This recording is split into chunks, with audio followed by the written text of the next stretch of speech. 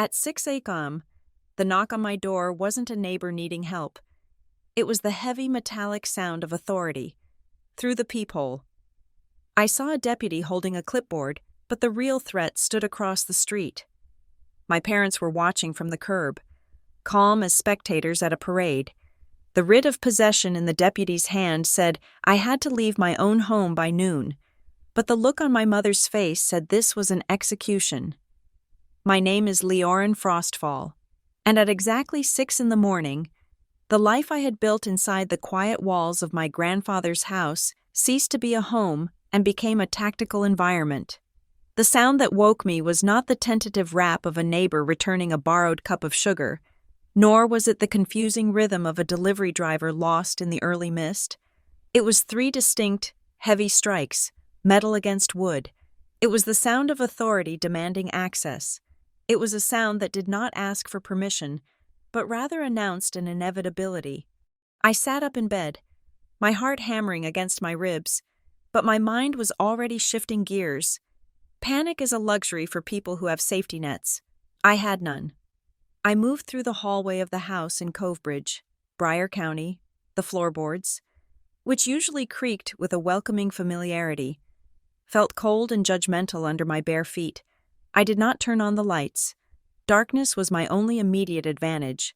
I approached the front door and pressed my eye to the peephole.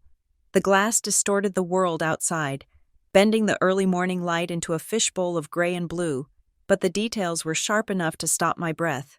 Deputy Callahan stood on my porch. I recognized him from around town, a man who usually carried himself with a casual, small-town lethargy. Today, he was rigid. He held a black clipboard against his chest like a shield. Behind him, parked at an aggressive angle that blocked part of my driveway, was his patrol unit. The headlights were off, but the amber parking lights were on, casting a sickly yellow glow on the wet asphalt. He had not used the siren. He had not flashed the strobes. This was a silent strike, designed to minimize neighborhood gossip while maximizing intimidation. But it was what I saw beyond the deputy that made the blood freeze in my veins. Across the street, standing on the edge of the sidewalk like tourists viewing a monument, were my parents, Elaine and Howard Frostfall. They were not huddled together for warmth against the morning chill. They stood apart, creating a wide silhouette. Howard had his hands clasped behind his back, his posture military and expectant. Elaine wore a beige trench coat that was buttoned to the throat, her face pale and unreadable in the low light.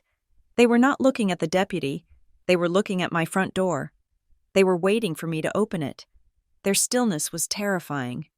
It was the stillness of people who had already run the numbers, played the simulation, and knew exactly how the scene would end. They looked like they had already won. I pulled back from the peephole. My instinct was to scream, to throw open the door and demand to know why they were trespassing on my sanity. But that is what a daughter would do. I could not afford to be their daughter right now. I had to be a defendant. I unlocked the deadbolt. The click sounded like a gunshot in the silent house. I opened the door. The morning air rushed in, smelling of damp earth and exhaust fumes. Deputy Callahan looked at me. His eyes were tired, flat, and entirely devoid of empathy. He did not say hello. He did not ask how I was. He simply extended the clipboard. "Leorin Frostfall," he said, his voice gravelly and rehearsed. "I have a writ of possession issued by the Bryer County Superior Court. You are hereby ordered to vacate the premises." He paused, waiting for the hysterics. He expected me to cry. He expected me to beg for time. I did neither. I looked at the paper clipped to the board. The header was bold and black. Writ of possession. Below that, in smaller but equally lethal type, was the phrase that made my stomach turn over. Immediate possession. "You have until noon," Callahan said. "The locksmith will be here at 12 sharp to secure the property for the owners." The owners? The word hung in the air between us. I looked past his shoulder. Elaine and Howard had not moved. Elaine tilted her head slightly, a microscopic gesture of acknowledgement, as if she could hear the deputy's words from 50 feet away. I kept my voice low, flat, and controlled. I did not look at my parents. I kept my eyes locked on the deputy. May I see the return of service? Deputy. Callahan blinked. It was not the request he was expecting. Usually, people asked why or how or where will I go. They did not ask for procedural documentation. It is all in the file. Ma'am, he said, shifting his weight.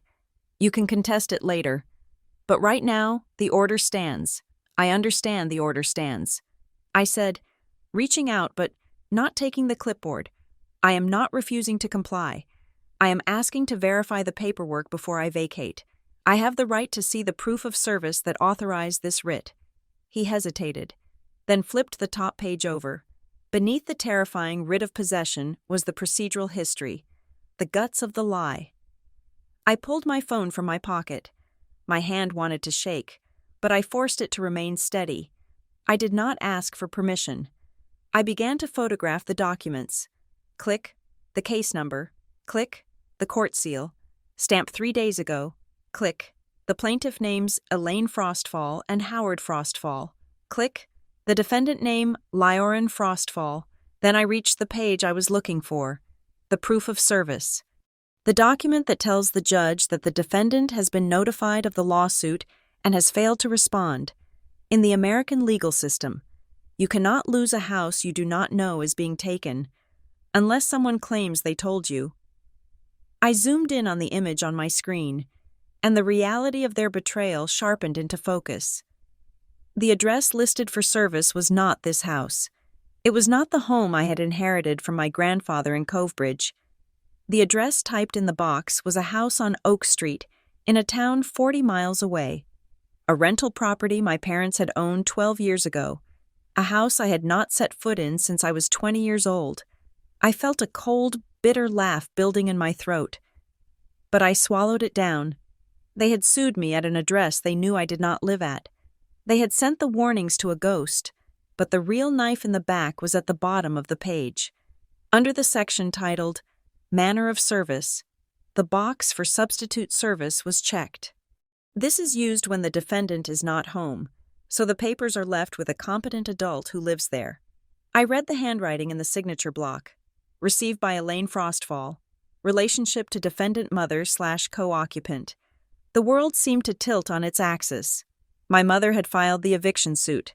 Then, she had gone to the fake address she listed on the lawsuit, and she had signed for the papers herself. Claiming to be my roommate, she had served herself to evict me. It was a closed loop of fraud, elegant in its audacity. I looked up at Deputy Callahan. I turned the phone screen toward him, zooming in on the signature. Deputy, I said, my voice dropping an octave, becoming dangerous in its quietness. Look at the signature of the person who accepted service. He frowned, looking down at his own clipboard and then at my phone. It says Elaine Frostfall. He said, now look at the plaintiff listed on the front page. I said, he flipped the page back. Plaintiff Elaine Frostfall. He flipped forward again. Recipient Elaine Frostfall. He looked at the address, then he looked at the house standing behind me. The house on a completely different street, in a completely different town. The silence that followed was heavy. Callahan was a law enforcement officer, not a civil judge. His job was to execute the order, not to adjudicate the fairness of it. But he was not blind. He looked across the street. Elaine and Howard were still there, watching. Callahan looked back at me. The aggression was gone from his posture. The wall of authority cracked. Just a fraction. He shifted the clipboard to his other arm. He realized, in that second, that he was not evicting a squatter. He was being used as a weapon in a domestic demolition. This is a valid court order. Ma'am, he said, but his voice lacked the steel it had carried a moment ago. I cannot overturn a judge's signature on the sidewalk. You still have to be out by noon. But he trailed off. He did not finish the sentence. He did not have to. The but meant he saw it. The but meant he knew this was dirty. I stepped back. I understand. Deputy, I said, noon. I did not wait for him to dismiss me. I stepped back inside and closed the door. I threw the deadbolt. 6:15 in the morning. I had 5 hours and 45 minutes. I did not start packing clothes. I did not look at the furniture I would lose. I did not mourn the bookshelves or the garden out back. Those were things. Things could be replaced. My life was currently burning down, and I needed to save the foundation. I moved to the master bedroom closet. I pushed aside the coats and knelt on the floor. I pulled up the loose floorboard in the corner, a hiding spot my grandfather had shown me when I was 10 years old. Beneath it sat a gray, fireproof document bag. I pulled it out, dusting off the wood chips. I unzipped it. The smell of old paper drifted out, a sweet, dry scent that grounded me. I checked the contents, the original deed, transferring the property from my grandfather to me. The property tax records for the last 3 years, all paid from my bank account, my homeowner's insurance policy, listing me as the sole owner and beneficiary, my birth certificate. This bag was my shield. It was the only thing standing between me and the narrative my parents were currently writing for me. They wanted me to leave in a panic. They wanted me to run out the front door, screaming and crying, throwing clothes into garbage bags while the neighbors watched. They wanted a scene. They wanted to show the world and the court that I was unstable, that I was a child who needed to be managed. If I walked out that front door under their gaze, they won. If I argued with them, they won. I stood up. I slung the heavy bag over my shoulder. I grabbed my purse and my car keys. I did not take a suitcase. I did not take a toothbrush. I took only the paper that proved I existed and the paper that proved this house was mine. I walked to the kitchen. I looked out the front window one last time. Callahan was getting back into his car. My parents were still standing there. Howard was checking his watch. Elaine was adjusting her scarf. They were waiting for the show to start. They were waiting for me to emerge, broken. I turned my back on them. I walked through the kitchen to the rear door. I unlocked it quietly. I stepped out into the backyard. The grass was wet with dew. The morning air was sharp and cold against my face. I moved quickly along the side of the garage, keeping my head low, staying in the blind spot of the street. My car was parked in the alleyway behind the house, a habit I had developed years ago that now felt like a premonition. I got into the car. I placed the fireproof bag on the passenger seat and strapped it in with the seatbelt as if it were a passenger. In a way, it was the only ally I had left. I started the engine. It purred to life, a low vibration that traveled up my arms. I did not turn on the headlights. I rolled down the alley, the tires crunching softly on the gravel. I drove away from the house, away from the deputy, and away from the parents who were still staring at my front door, waiting for a daughter who was never coming out to meet them. They wanted a victim. I was going to give them a ghost, and by the time they realized I was gone, I would already be at war. The highway beneath my tires was a blur of gray asphalt, but my mind was operating at the speed of a fiber optic cable. I was not driving. I was navigating a minefield at 70 miles per hour. The digital clock on the dashboard read 6:21 in the morning. Every minute that ticked by was a minute closer to the locksmith drilling out my deadbolt. Time was not money today. Time was possession. I hit the button on my steering wheel to activate the voice command. My voice was steady, stripped of the tremors that had threatened to overtake me in the kitchen. Call Bryan County Superior Court. Civil Division. Clerk's office. The line rang. 1 ring. 2 rings. It was early, barely past opening hours for the automated systems. But I knew the emergency line for eviction stays opened at 6:30. I needed to be the first voice they heard. A woman answered, her voice heavy with the fatigue of someone who deals with desperate people for a living. Civil Division. I am the respondent in an unlawful detainer case, I said, cutting straight through the pleasantries. Case number UD 49201. My name is Leorin Frostfall. A writ of possession was just served at my home. I was never served with the summons or the complaint. I need to file an emergency ex parte application to stay the execution immediately. There was a pause, followed by the clicking of a keyboard. The sound was dry and rhythmic.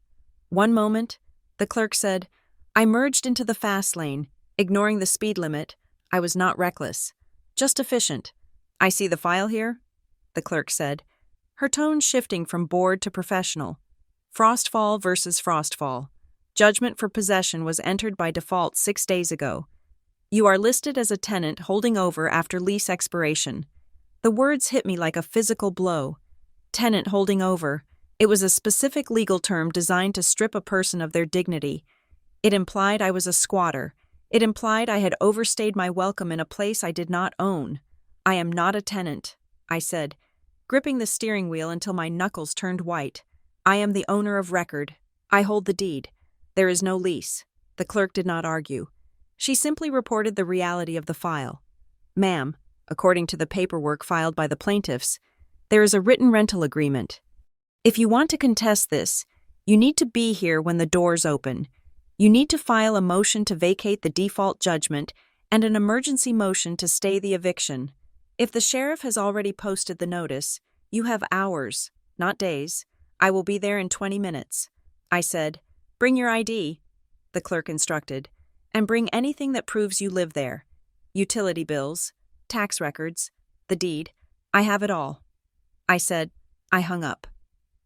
The silence returned to the car. But now it was filled with the ghost of a lie I had not seen yet. A rental agreement. My parents had not just lied about serving me the papers. They had fabricated an entire legal relationship. They had demoted me from homeowner to tenant in the eyes of the state. I parked the car in the public garage 3 blocks from the courthouse. I did not run, but I walked with a pace that made pedestrians step out of my way. I clutched the fireproof bag against my side. It was heavy, a physical reminder of the truth I was carrying into a building built on paperwork. The courthouse was a monolith of gray stone and glass. I bypassed the line forming at the metal detectors, flashing my corporate badge from Northgate Applied Systems out of habit before realizing it held no power here. I simply told the security guard, emergency filing, writ of possession pending, and the magic words parted the sea. In the legal world, imminent eviction was one of the few things that granted you a fast pass. I stepped into the clerk's office. The air smelled of stale coffee, warm toner, and anxiety. The fluorescent lights buzzed overhead, casting a sickly pallor on everyone in the room. It was a place where tragedies were reduced to file numbers and stamped with red ink. I approached the first open window. The clerk was a woman in her 50s with reading glasses perched on the end of her nose. I slid my ID and the case number across the counter. I need to see the file, I said, and I need the forms for an emergency stay. She looked at me, then at the clock. It was 7:10 in the morning. She typed in the number, stood up, and walked to the rows of color-coded files behind her. She returned a moment later with a thin manila folder. She opened it.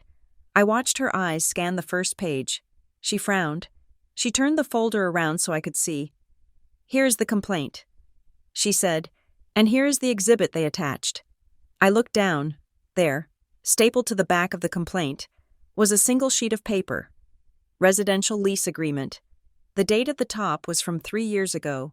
The monthly rent was listed as $1, a symbolic sum, often used in family arrangements to create a legal binding, but it was the bottom of the page that made the room spin. There were 2 signatures. Landlord Howard Frostfall, tenant Leorin Frostfall. I stared at the signature that purported to be mine. It was loopy, bubbly, and slanted to the left. It looked nothing like the sharp, angular signature I used on my driver's license or my bank documents. It looked like the signature of a 12-year-old girl. It looked exactly like the way I used to sign my name on birthday cards to them when I was a child. They had traced it. They had taken an old card, perhaps a Happy Father's Day or Merry Christmas card from a decade ago, and they had clumsily traced the signature onto this document. It was not a professional forgery. It was a parental one. They assumed that because they were my parents, they owned my name. They assumed no one would check. I felt a surge of nausea, but I pushed it down. This was not emotional. This was evidence. That is not my signature, I said, my voice low and hard. And I do not rent that house. I own it.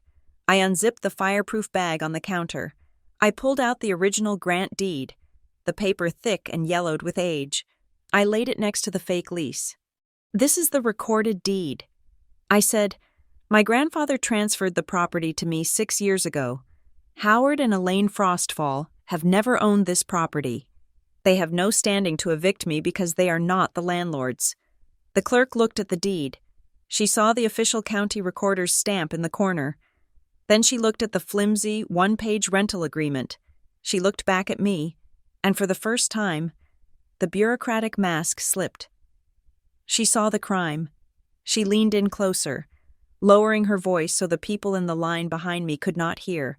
"If you have a recorded deed," she whispered, her voice sharp with suppressed urgency, "then they have a massive problem with standing. Unlawful detainer is for landlords and tenants. If they are not on the title, this case shouldn't exist, but the default judgment is already entered. The computer thinks you are a tenant because no one told it otherwise." She reached under the counter and pulled out a stack of forms. "You need to kill the default first," she said, sliding the papers toward me. "This is the motion to vacate default judgment. You check the box for improper service, and this is the ex parte application to stay execution of the writ. This stops the sheriff." She paused, then tapped the fake lease with her fingernail.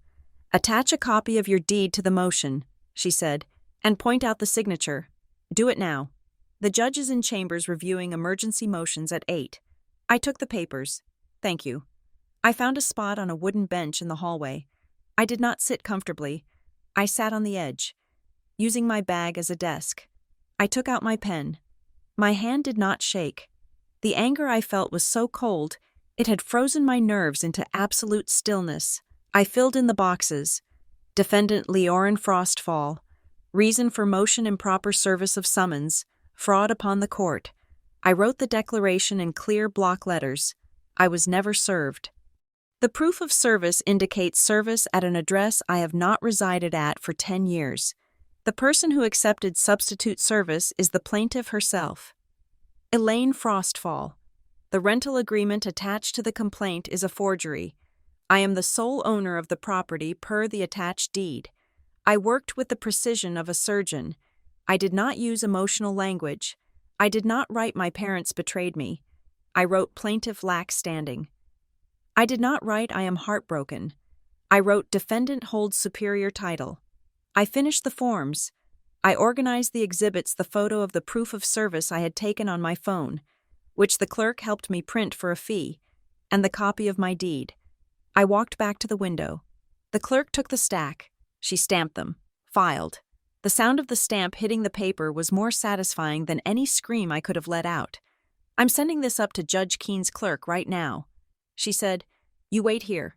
Do not leave the building." I went to the waiting area outside Department 4. The hallway was quiet, save for the hum of the vending machine and the distant murmur of lawyers conferring with clients. 10 minutes later, the door to the judge's chambers opened. A young woman, the judge's research attorney, stepped out. She held my file in her hands. She looked around the empty hallway until her eyes landed on me.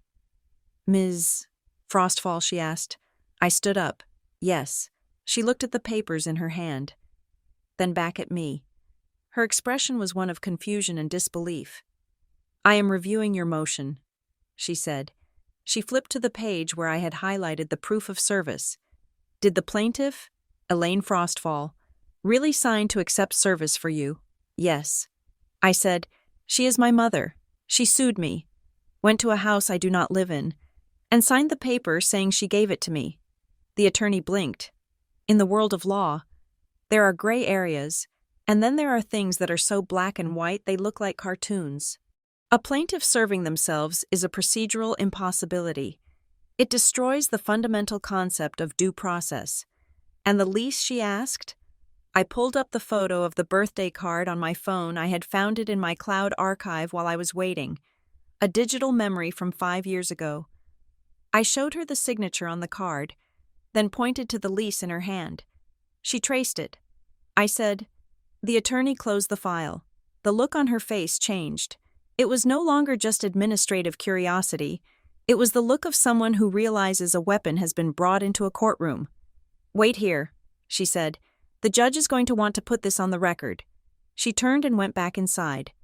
I sat back down. The clock on the wall read 7:45. I had beaten the locksmith. But now, I had to beat the bloodline. The research attorney did not simply return the file to me.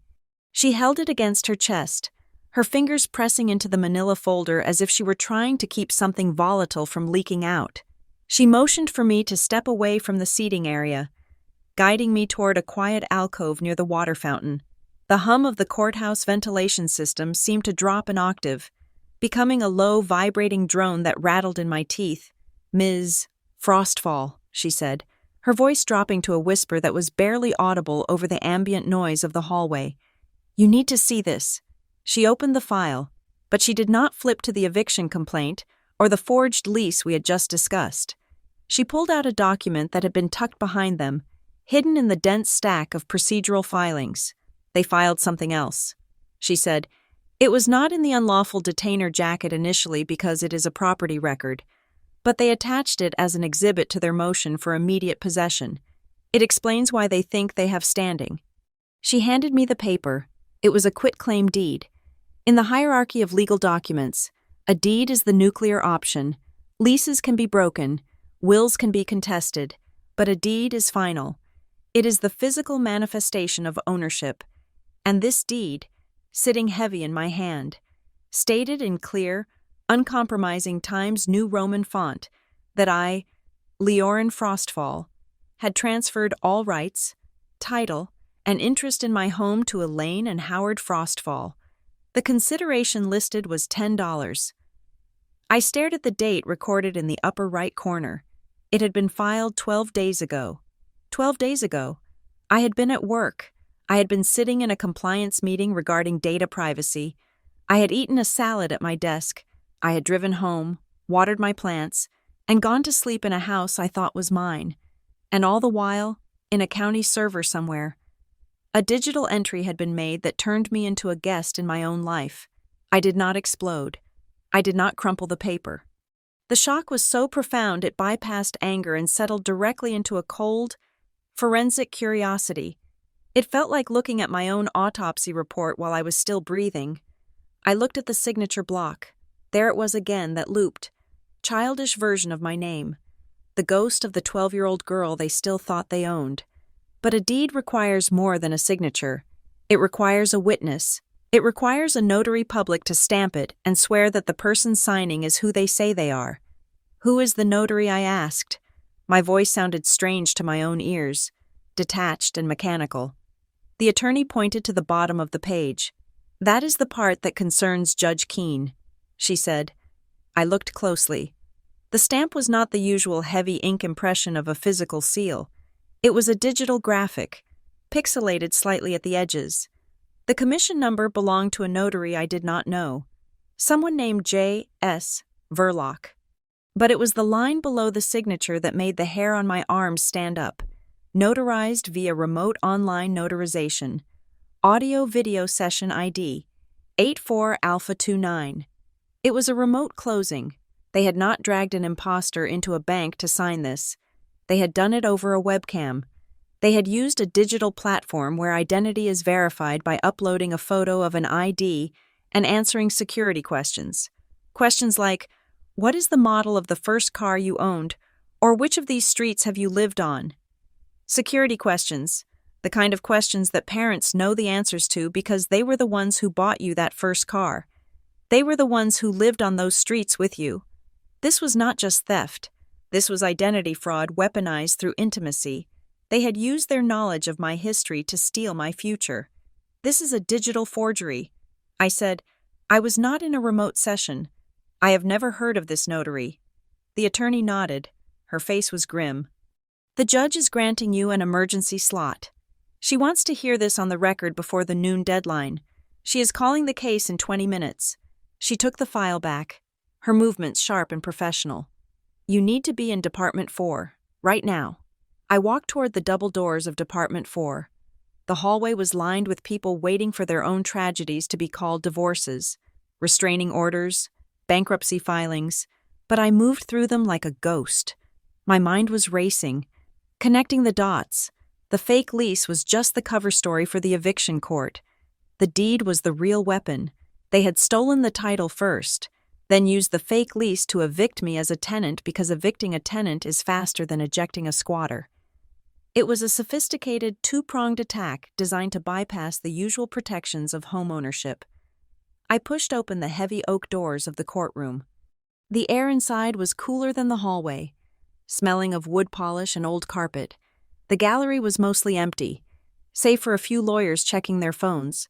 But in the front row, on the right side, the side reserved for plaintiffs, they were waiting. Elaine and Howard Frostfall.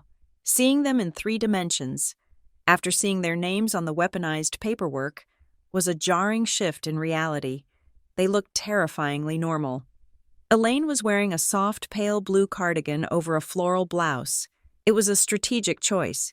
It was the color of innocence, of nurseries and Sunday brunches. She had her hair pulled back in a loose, modest bun. Her face was scrubbed clean of makeup, leaving her looking tired, fragile, and infinitely sympathetic. She was clutching a tissue in her left hand, twisting it nervously. She was playing the role of the heartbroken mother to perfection. Next to her, Howard sat like a stone statue carved from resentment. He wore his Sunday suit, a charcoal gray that was slightly too tight across the shoulders. He was staring straight ahead at the empty judge's bench, his jaw set in a line of righteous indignation. He did not look like a man who had just committed a felony. He looked like a man who believed he was correcting a mistake. In his mind, the house had always belonged to him because I belonged to him. The paperwork was just a formality catching up to his reality. And sitting between them, whispering into Howard's ear, was a man I had never met but instantly recognized by type, Gordon Slate. I knew his name because it was stamped on the bottom of the complaint, but I knew his species from 100 bad movies and 1,000 nightmares. He was a strip mall shark. He wore a suit that was too shiny, a shade of blue that vibrated under the fluorescent lights. His hair was gelled into a helmet of compliance. He had a leather briefcase that looked expensive from a distance, but cheap up close, much like his arguments. I suspected he was nodding vigorously at something Howard was saying, his smile tight and predatory. He was not a high-end corporate litigator. He was a volume dealer. He made his money by churning through evictions and foreclosures, overwhelming unrepresented people with paper until they folded. I walked down the center aisle. My heels clicked on the linoleum floor. Click, click, click. The sound made Elaine turn her head. Our eyes locked. For a second, I waited for the mask to slip. I waited for her to look guilty, or angry, or ashamed. But she did none of those things. Her eyes widened, and she let out a small, audible gasp. She looked at me with a mixture of fear and pity, as if I were the one who had arrived to hurt her. She leaned into Howard and whispered something. Howard turned slowly. He looked me up and down, his gaze lingering on the fireproof bag I clutched to my chest. He did not blink. He looked at me with the cold indifference of a landlord looking at a structural defect. I did not stop. I did not acknowledge them. I walked to the defendant's table on the left side of the room and set my bag down. I could feel their narrative filling the room like a gas leak. I could hear the story they had told Gordon Slate and the story they intended to tell the judge. Our daughter is troubled. We tried to help her. We let her stay in our investment property. She stopped paying rent. She became unstable. We just want our house back so we can retire. It was a powerful story. It relied on the universal assumption that parents love their children and children are often ungrateful. It relied on the court's bias toward the elderly. If I screamed, if I called them liars, if I cried, I would only be reinforcing their script. I would be the hysterical daughter. I sat down and opened my bag. I took out a notepad and a pen. I sat with my back straight, my hands folded on the table. Gordon Slate stood up and buttoned his jacket. He walked over to my table, his movements confident. He smelled of peppermint and stale tobacco. "Ms. Frostfall," he said, his voice a smooth, practiced baritone. "I am Gordon Slate, representing your parents." I did not look up at him. I kept my eyes on my notepad. "I know who you are." I said, "Look, we don't have to do this the hard way," he said, lowering his voice to a conspiratorial whisper. "Your parents are worried about you. They don't want a judgment on your record. If you agree to vacate by the weekend, They are willing to drop the claim for back rent. They just want the property back. It's a generous offer. It was a trap. If I agreed to vacate, I was acknowledging their ownership. I would be signing away my house in exchange for them forgiving a debt that did not exist. I looked up at him then. I looked him dead in the eye. There is no back rent, Mr. Slate, because there is no lease, and there is no eviction, because they do not own the house. Slate chuckled, a dry, condescending sound. He tapped the file in his hand. We have a signed deed and a signed lease, Miss Frostfall. Paperwork doesn't lie. Paperwork doesn't lie, I repeated. But people do. And you are holding a remote notarization log for a session that never happened. The smile faltered on his face. Just for a fraction of a second. He hadn't expected me to know about the notary. He thought I was just a tenant who didn't pay. He didn't know he was holding a grenade. I turned my gaze past him, to my parents. Elaine was watching the interaction with wide, wet eyes. Howard was staring at the wall. I realized then that this was not a legal battle to them. It was a correction. They were correcting the error of my independence. They had decided that I was an asset to be liquidated, and they had found a lawyer willing to process the transaction. Slate stepped back. His confidence slightly dented. We will see what the judge says, he muttered, retreating to the safety of the plaintiff's table. A moment later, the bailiff's voice boomed through the room. All rise. Department 4 is now in session. The Honorable Judge Marlowe Keene presiding. The door behind the bench opened. Judge Keene walked out. She was a woman in her 60s with sharp silver hair and glasses that hung on a chain around her neck. She did not look tired. She looked like a woman who had heard every lie ever told in Bryan County and had no patience for any of them. She sat down and adjusted her robe. She picked up the file with the yellow sticky notes the research attorney had placed on it. Calling the matter of Frostfall versus Frostfall, she said, "Emergency ex parte hearing regarding stay of execution." She looked over the top of her glasses. Her gaze did not land on me. It landed on Gordon Slate. "Counsel," she said, her voice dry as parchment. "I have a motion to vacate default here, alleging that your client served herself, and I have a quitclaim deed that the defendant claims is a forgery." Slate stood up, buttoning his jacket again. "Your Honor, this is a simple case of a tenant holding over. The deed is recorded. The lease is valid. The defendant is simply trying to delay the inevitable." Judge Keene did not look impressed. She opened the file to the page with the remote notary stamp. She tapped it with her finger. There is nothing simple about a remote notarization where the grantor claims they were not present. "Mr. Slate." She turned her eyes to me. "Ms. Frostfall," she said. I stood up. I did not shake. "Yes, Your Honor. You are claiming you did not sign this deed?" "I did not." "Your Honor, I have never met the notary.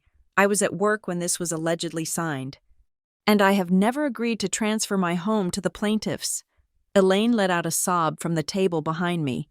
It was a soft, choked sound, perfectly timed. "Oh, liarin," she whispered, loud enough for the microphone to catch. "Why are you lying?" It was a bait. She wanted me to turn around. She wanted me to snap. "Shut up. Stop lying." She wanted the angry teenager. I did not turn. I kept my eyes fixed on the judge. I was not a daughter.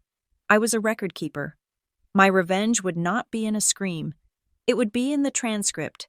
It would be in the metadata. It would be in the silence where their lies failed to hold up against the weight of the evidence. I waited for the judge to speak. The room held its breath. The machinery of the court was paused, gears grinding against a grain of sand, and I was the sand. Judge Keene did not look up immediately.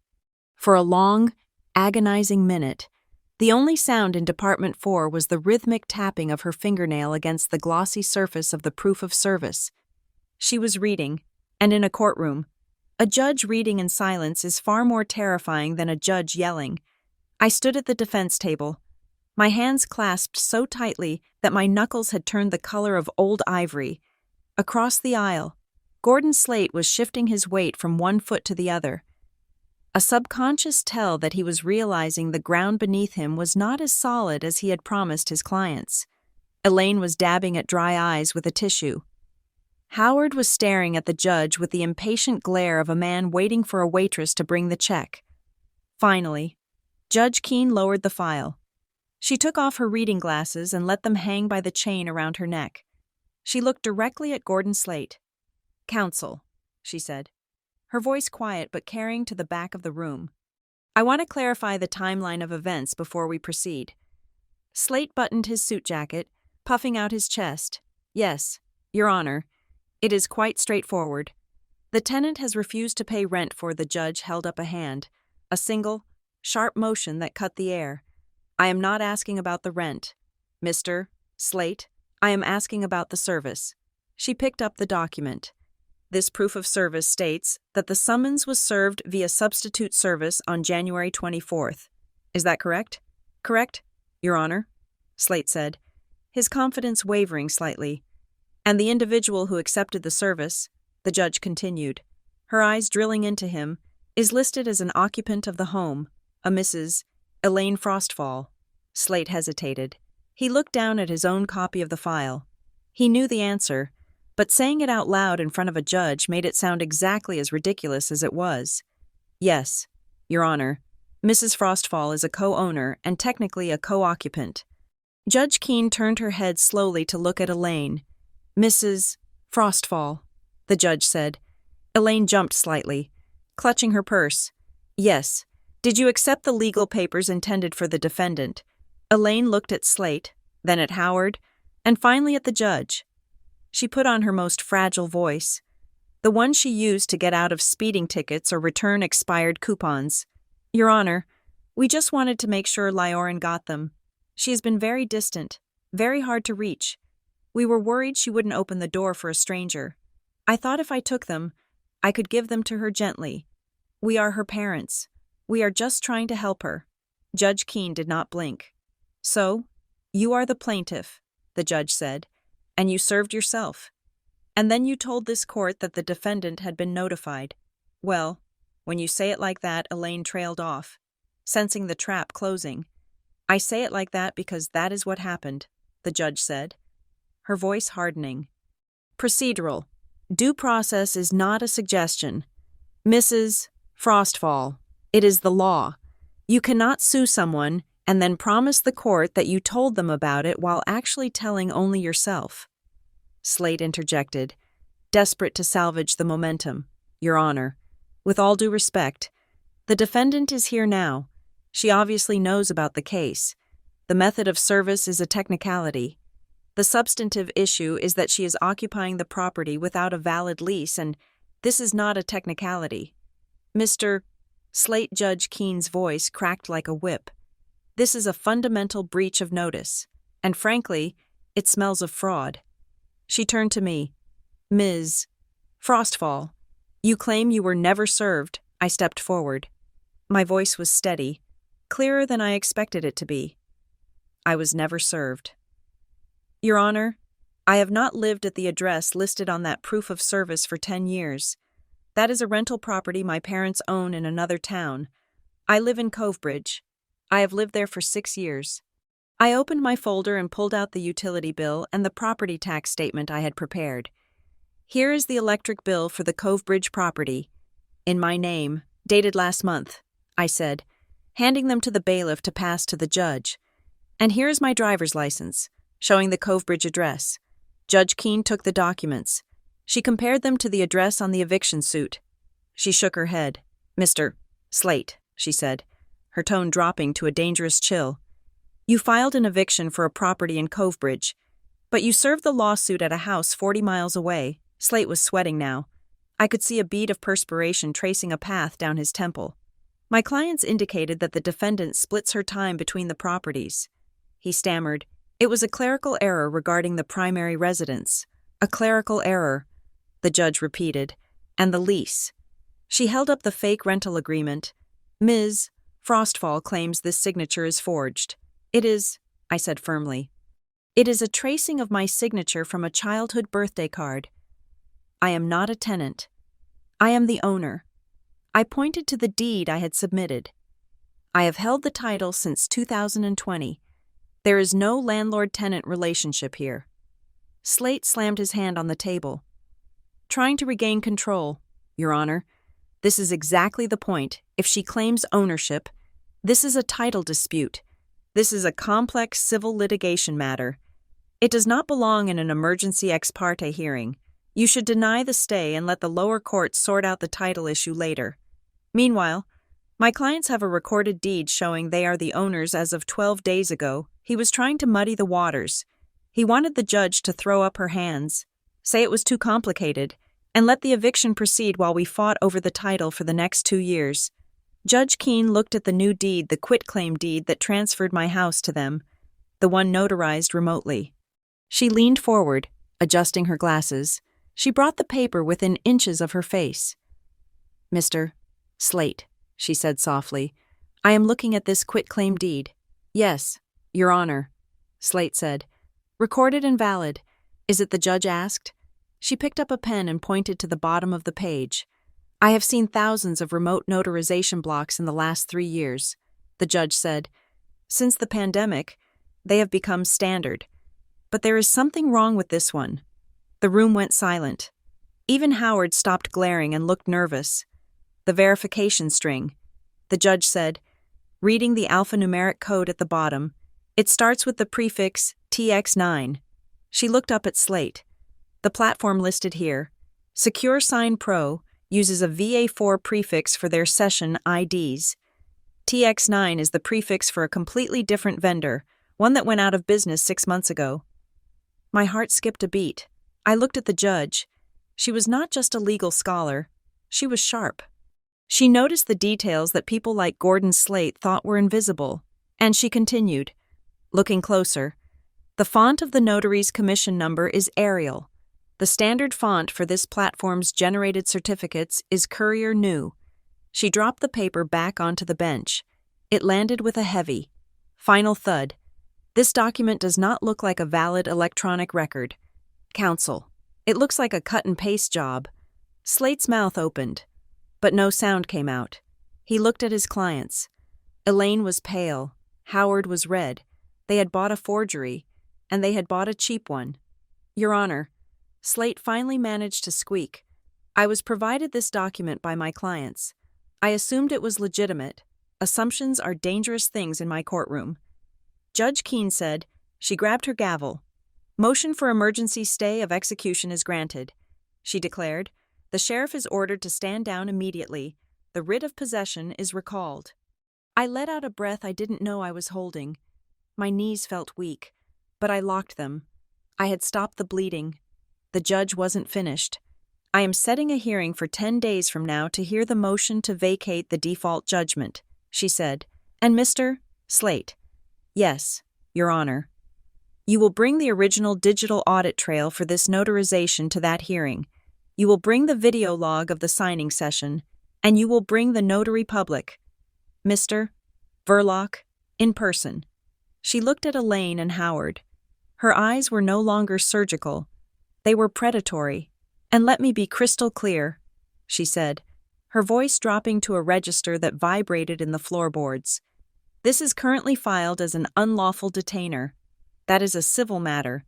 But if this deed is determined to be a forgery, we are no longer talking about who sleeps in the house.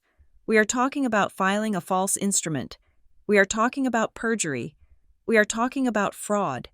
She paused, letting the words hang over my parents like a guillotine blade. "That is not a family dispute. That is a felony. Do not make me refer this file to the district attorney." "Mrs. Frostfall." Elaine shrank back into her chair. Howard looked away, his jaw working furiously. Judge Keene banged the gavel. "We are adjourned." I did not look at my parents. I grabbed my phone. My hands were shaking now, the adrenaline crash hitting me all at once. I pulled up the text thread with Deputy Callahan. I typed 2 sentences. "Judge granted the stay. We stand down." I hit send. I watched the delivered checkmark appear. Somewhere in Covebridge, a patrol car was putting itself into reverse. The locksmith was packing up his drill. My house was safe, for now. I packed my bag. I could feel Gordon Slate frantically whispering to my parents behind me, his voice sharp and accusatory. The easy eviction he had promised them had just turned into a malpractice nightmare. I turned to leave. As I walked past the plaintiff's table, I saw Elaine looking at me. She didn't look sad anymore. She looked terrified. I didn't stop. I didn't smile. I walked out of the courtroom doors and back into the hallway. I had won the battle, but the war had just shifted fronts. They had tried to take my home with paper. Now, I was going to have to prove they were criminals to keep it. The judge had given me 10 days. 10 days to find the notary. 10 days to find the audit trail. 10 days to prove that my parents were not just bad landlords, but thieves. I walked toward the exit, the fireproof bag heavy against my side. The morning sun was streaming through the glass doors of the courthouse, blinding and bright. It was 9 o'clock. My parents had wanted me out by noon. I was still here, and I was just getting started. I walked out of the courthouse, but I did not turn toward the parking garage. Going home now felt premature. The judge's order was a shield, but it was a temporary one. A stay of execution stops the bleeding, but it does not remove the bullet. My parents had a recorded deed. As long as that document existed in the county's digital ledger, the world believed they owned my house. I was merely a squatter with a good lawyer. To win, I needed to nuke the record. I crossed the street to the Bryan County Administration Building. This was the unglamorous sibling of the courthouse, a brutalist concrete block that housed the recorder's office. This was where the truth of American property rights lived, not in grand speeches, but in server farms and microfiche. I walked through the glass doors. The air here was different. It didn't smell of fear like the courthouse. It smelled of ozone and heated plastic. The room was a grid of computer terminals where title searchers, real estate agents, and nosy neighbors sat in silence, scrolling through the history of other people's lives. I took a ticket from the kiosk, B42. I waited until my number flashed above counter number 3. The clerk was a young man with heavy-rimmed glasses and a lanyard that read, Marcus, Senior Recording Specialist. He looked like the kind of person who found comfort in alphabetical order. "How can I help you?" he asked, not looking up from his keyboard. "I need to file a fraud notification alert on a specific parcel," I said, "and I need to see the intake metadata for a deed recorded 12 days ago." Marcus stopped typing. He looked up. The word fraud is the only thing that wakes people up in a records office. It disrupts the flow. It implies that the sacred chain of title has been broken. "Parcel number?" he asked. I gave him the number. He typed it in. I watched his screen from across the counter. I saw the list of documents populate: the grant deed from my grandfather in 2020, the release of a mortgage link from 2 years ago, and then, at the top of the list, the quitclaim deed. He clicked on it. The image of the document appeared the same one Gordon Slate had waved around in court. "I need the intake log," I said. "I want to know exactly when this hit your system and who pushed it through." Marcus tapped a few keys to expand the properties window. He squinted at the screen, then he leaned in closer. He stayed like that for a long time. 5 seconds, 10 seconds. In the high-speed world of data entry, 10 seconds is an eternity. It is the silence of a system error. "That is odd," he murmured. "What is it?" I asked. He turned the monitor slightly so I could see. He pointed to the timestamp in the metadata column. Recorded January 24th, 2:13 a.m., 2:13 in the morning, Marcus said. I frowned. "The recorder's office closes at 5 p.m. "Exactly," he said. "We don't have staff here at 2 a.m., which means this was an e-recording. It came in through a third-party vendor portal, but usually, those go into a queue and get batch processed when we open at 8 a.m. This one was auto-accepted by the Knight system. It skipped the manual review queue entirely." He highlighted the field labeled submitter. "It wasn't a law firm," he said, "and it wasn't a title company we usually see like First American or Fidelity." I read the name on the screen. Crownline Title Relay. It sounded generic. It sounded corporate. It sounded like the kind of name you generate when you want to sound legitimate without actually existing. "I have never heard of them," I said. "Neither have I," Marcus said, "and I know all the major conveyancers in the state." He clicked another tab labeled Image Quality Assessment. This was the software layer that checked scanned documents for legibility before they became permanent records. "Here's the problem," he said, his voice dropping. "Look at the rejection override code." He pointed to a small, red flag icon in the corner of the metadata screen. "The system flagged this document for rejection," he explained. "See this pixel density warning? The notary stamp was too fuzzy. The optical character recognition couldn't read the commission expiration date clearly. The system tried to kick it back. So how did it get recorded?" I asked. "Someone forced it," Marcus said. He clicked on the history log. Status rejected, image quality failure, status resubmitted, override code 77 alpha, status recorded, override code 77 alpha. Marcus whispered, "That is a vendor override. It means Crown Line Title Relay told our system. Ignore the error. We verify the original is clean." They used their trusted vendor status to bypass the safety check. My blood ran cold. This wasn't just my parents tracing a signature on a kitchen table. This was institutional. Someone at this Crown Line company had seen the error message, or perhaps the obvious digital manipulation of the notary stamp, and they had manually pushed a button to force it into the county's permanent record in the middle of the night. "I need a printout of this," I said. "Not just the deed. I need this screen. I need the timestamp, the submitter name, and that override code." Marcus nodded. He understood. He hit print screen. The laser printer behind him whirred to life. The pages came out warm. I picked them up. They felt heavy. Not with weight, but with implication.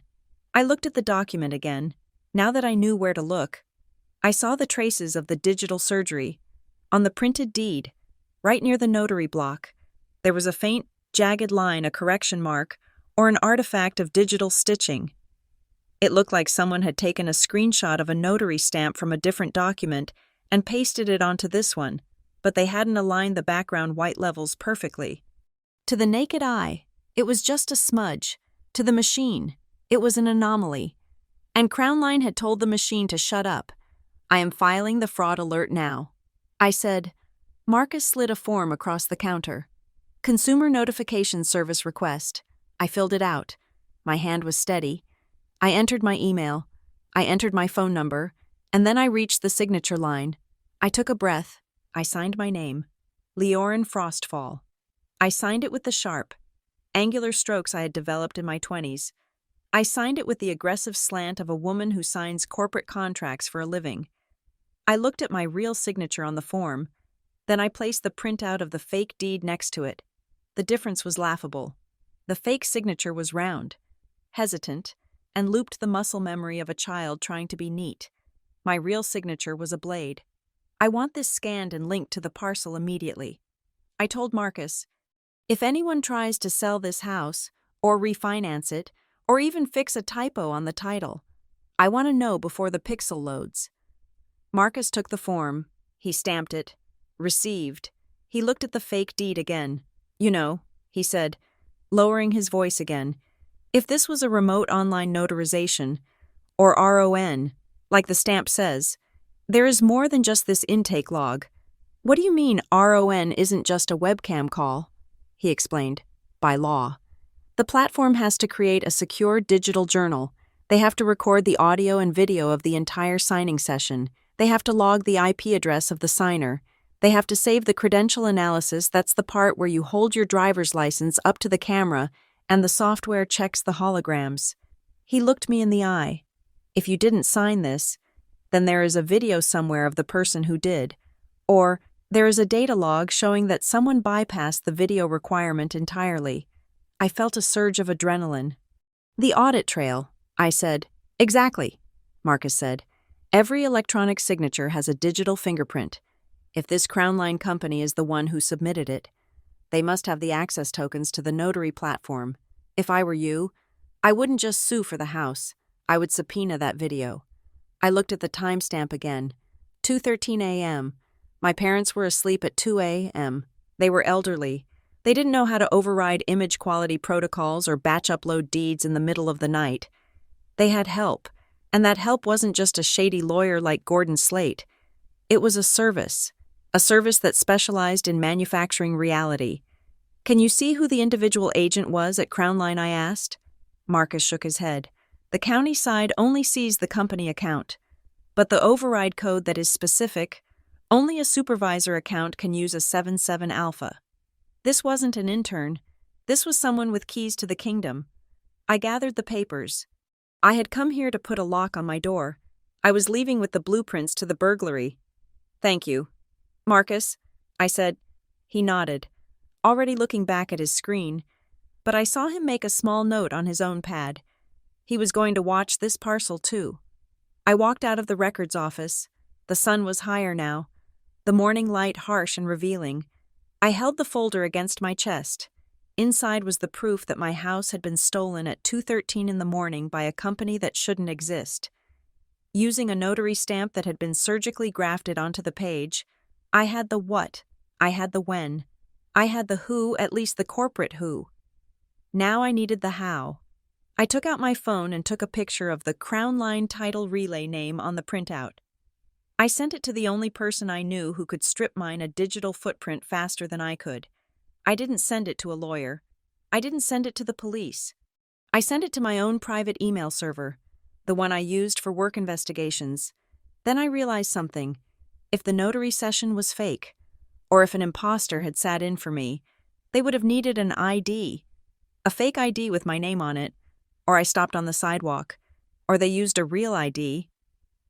My mind flashed back to a family dinner 6 months ago, the last time I had visited them before the silence started. I had left my purse in the living room while I helped my mother with the dishes. I remembered coming back and finding my wallet sitting on the coffee table, slightly askew. "Oh, I think the cat knocked it over," my mother had said. I felt a sick, cold knot in my stomach. They hadn't just traced my signature. They had likely photographed my driver's license while I was washing their plates. They had been planning this harvest for months. I walked to my car. I didn't feel like a victim anymore. Victims cry about what they lost. I was looking at the metadata of how they took it. I opened the car door and sat in the driver's seat. I looked at the fraud alert confirmation in my hand. It was just a piece of paper. But it was the first brick in the wall I was building around them. Revenge is not about burning the house down. It is about locking them inside and letting them realize they are holding the matches. I started the engine. I had one more stop to make before I went home. I needed to buy a new hard drive. I was going to need a lot of storage space for the video I intended to find. The drive home from the county records office felt less like a commute and more like a tactical repositioning. The sun was fully up now, casting hard, bright shadows across the suburban lawns of Covebridge. It was the kind of Tuesday morning that advertised normalcy: garbage trucks rumbling, sprinklers hissing, dog walkers pausing at corners. But as I turned onto my street, the illusion of safety evaporated. They were there. I did not have to look for them. The silver sedan was parked 3 houses down from my driveway, positioned with the strategic foresight of a surveillance unit. They were far enough away to claim they were just in the neighborhood if questioned by a stranger, but close enough to monitor the front door, the garage, and the living room windows. They had not come to apologize. Apologies require introspection, and my parents treated introspection like a weakness. They had come to secure the asset. I pulled into my driveway and hit the garage remote. The door rolled up with a mechanical groan. I drove in, checking the rearview mirror. The silver sedan had not moved, but I saw the brake lights flash once. They knew I was home. I closed the garage door before I turned off the engine. I sat in the dark for a moment, listening to the ticking of the cooling metal. I was inside my fortress, but the walls felt thinner than they had this morning. I grabbed my phone and the file containing the fraud alert confirmation. I unlocked the door to the kitchen and stepped inside. The house was silent, but it was a silence I had to curate. I locked the door behind me. I checked the deadbolt. I checked the window locks above the sink. Then, I went to the front door. I did not look through the peephole. I stood to the side of the door frame, flattened against the wall, and opened the camera app on my phone. I switched it to video mode. I checked the battery. 82%. Enough for a siege. The doorbell rang. It was not the aggressive, staccato ringing of the morning. It was a single, long chime, a polite request, the kind of ring a neighbor gives when they are dropping off a package. It was designed to disarm. I hit the record button. The red circle began to pulse on the screen. I stepped in front of the door, but I did not unlock it. "Who is it?" I asked. My voice was level, projected clearly toward the wood. "Lyron, it's Mom." The voice was muffled but unmistakable. It was pitched in that specific register Elaine Frostfall reserved for crisis management, soft, trembling, and laced with an unspoken accusation of cruelty. "Open the door."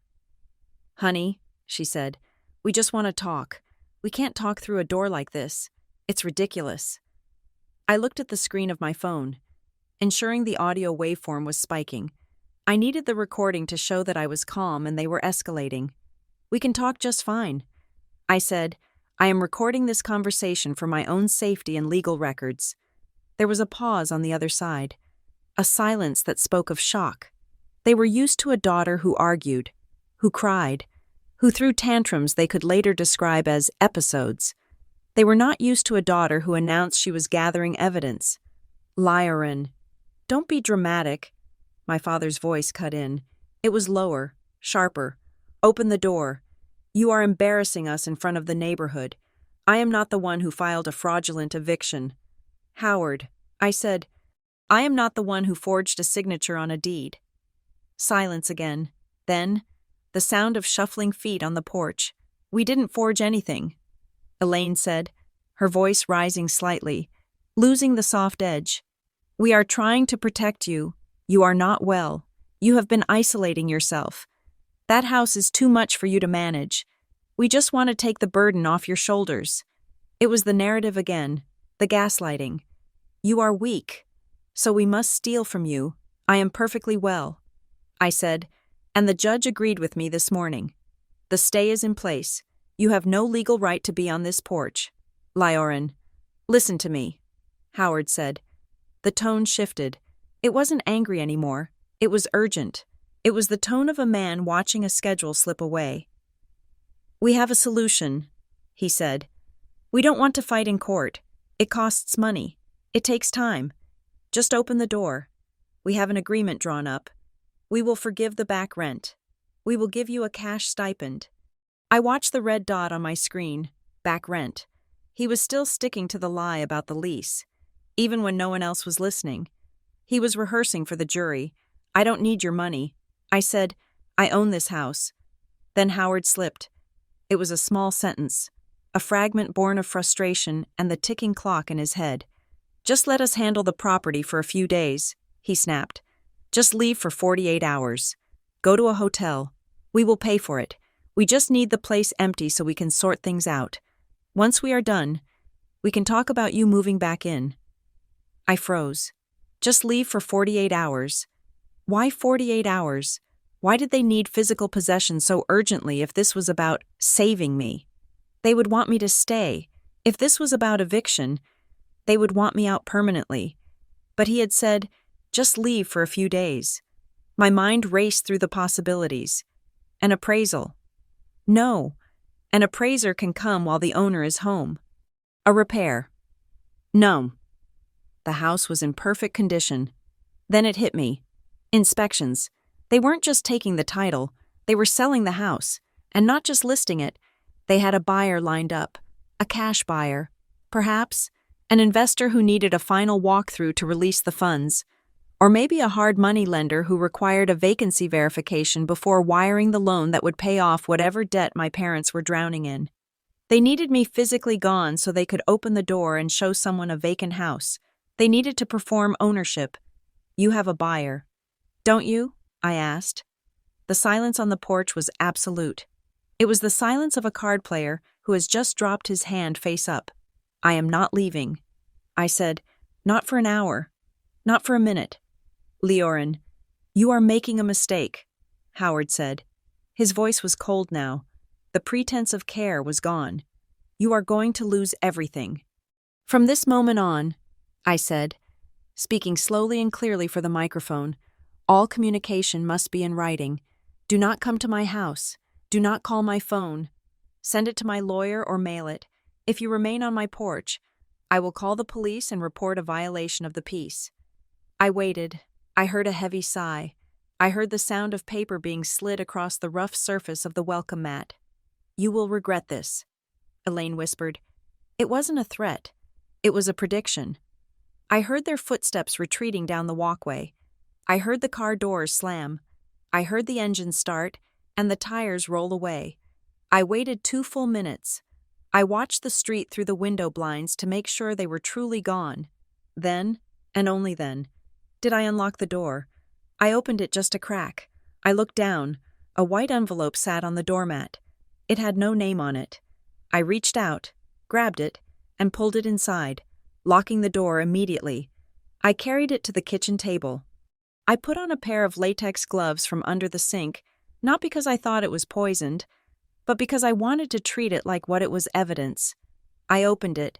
It was a single document titled Settlement and Release Agreement. I read the terms. It was brutal in its simplicity. 1. I would sign a quitclaim deed confirming the transfer of the property to Elaine and Howard Frostfall. 2. I would vacate the premises within 72 hours. 3.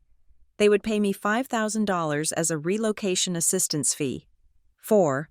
Both parties would agree to a non-disparagement clause, meaning I could never tell anyone what they had done, and there, clipped to the back, was a printout of a bank account balance. Their bank account.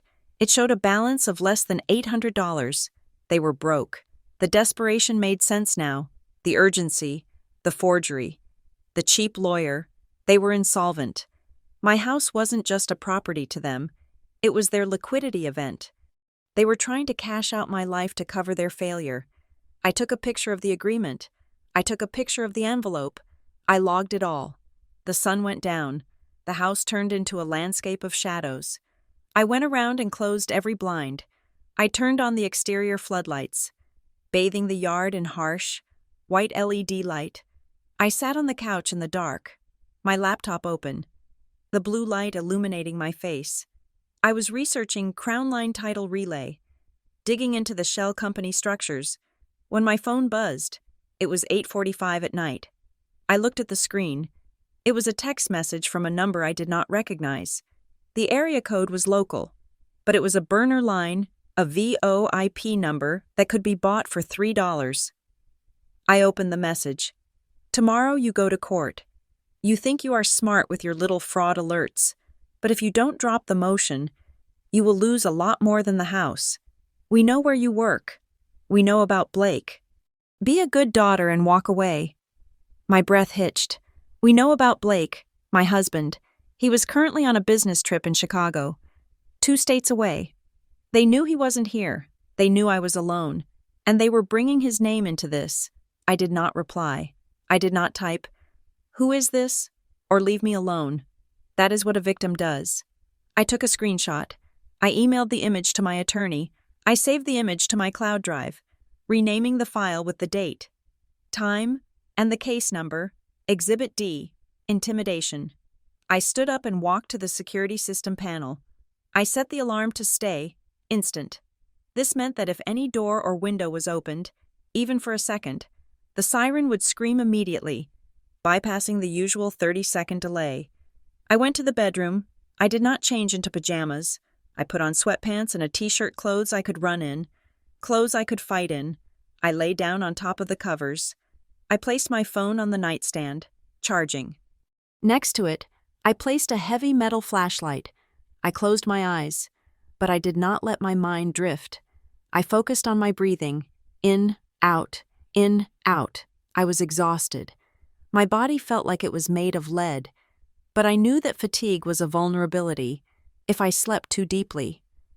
I might miss the sound of glass breaking if I let my guard down. I might wake up to a wellness check orchestrated by my mother. I had to sleep, but I could not afford peace. Peace was for people who owned their own lives.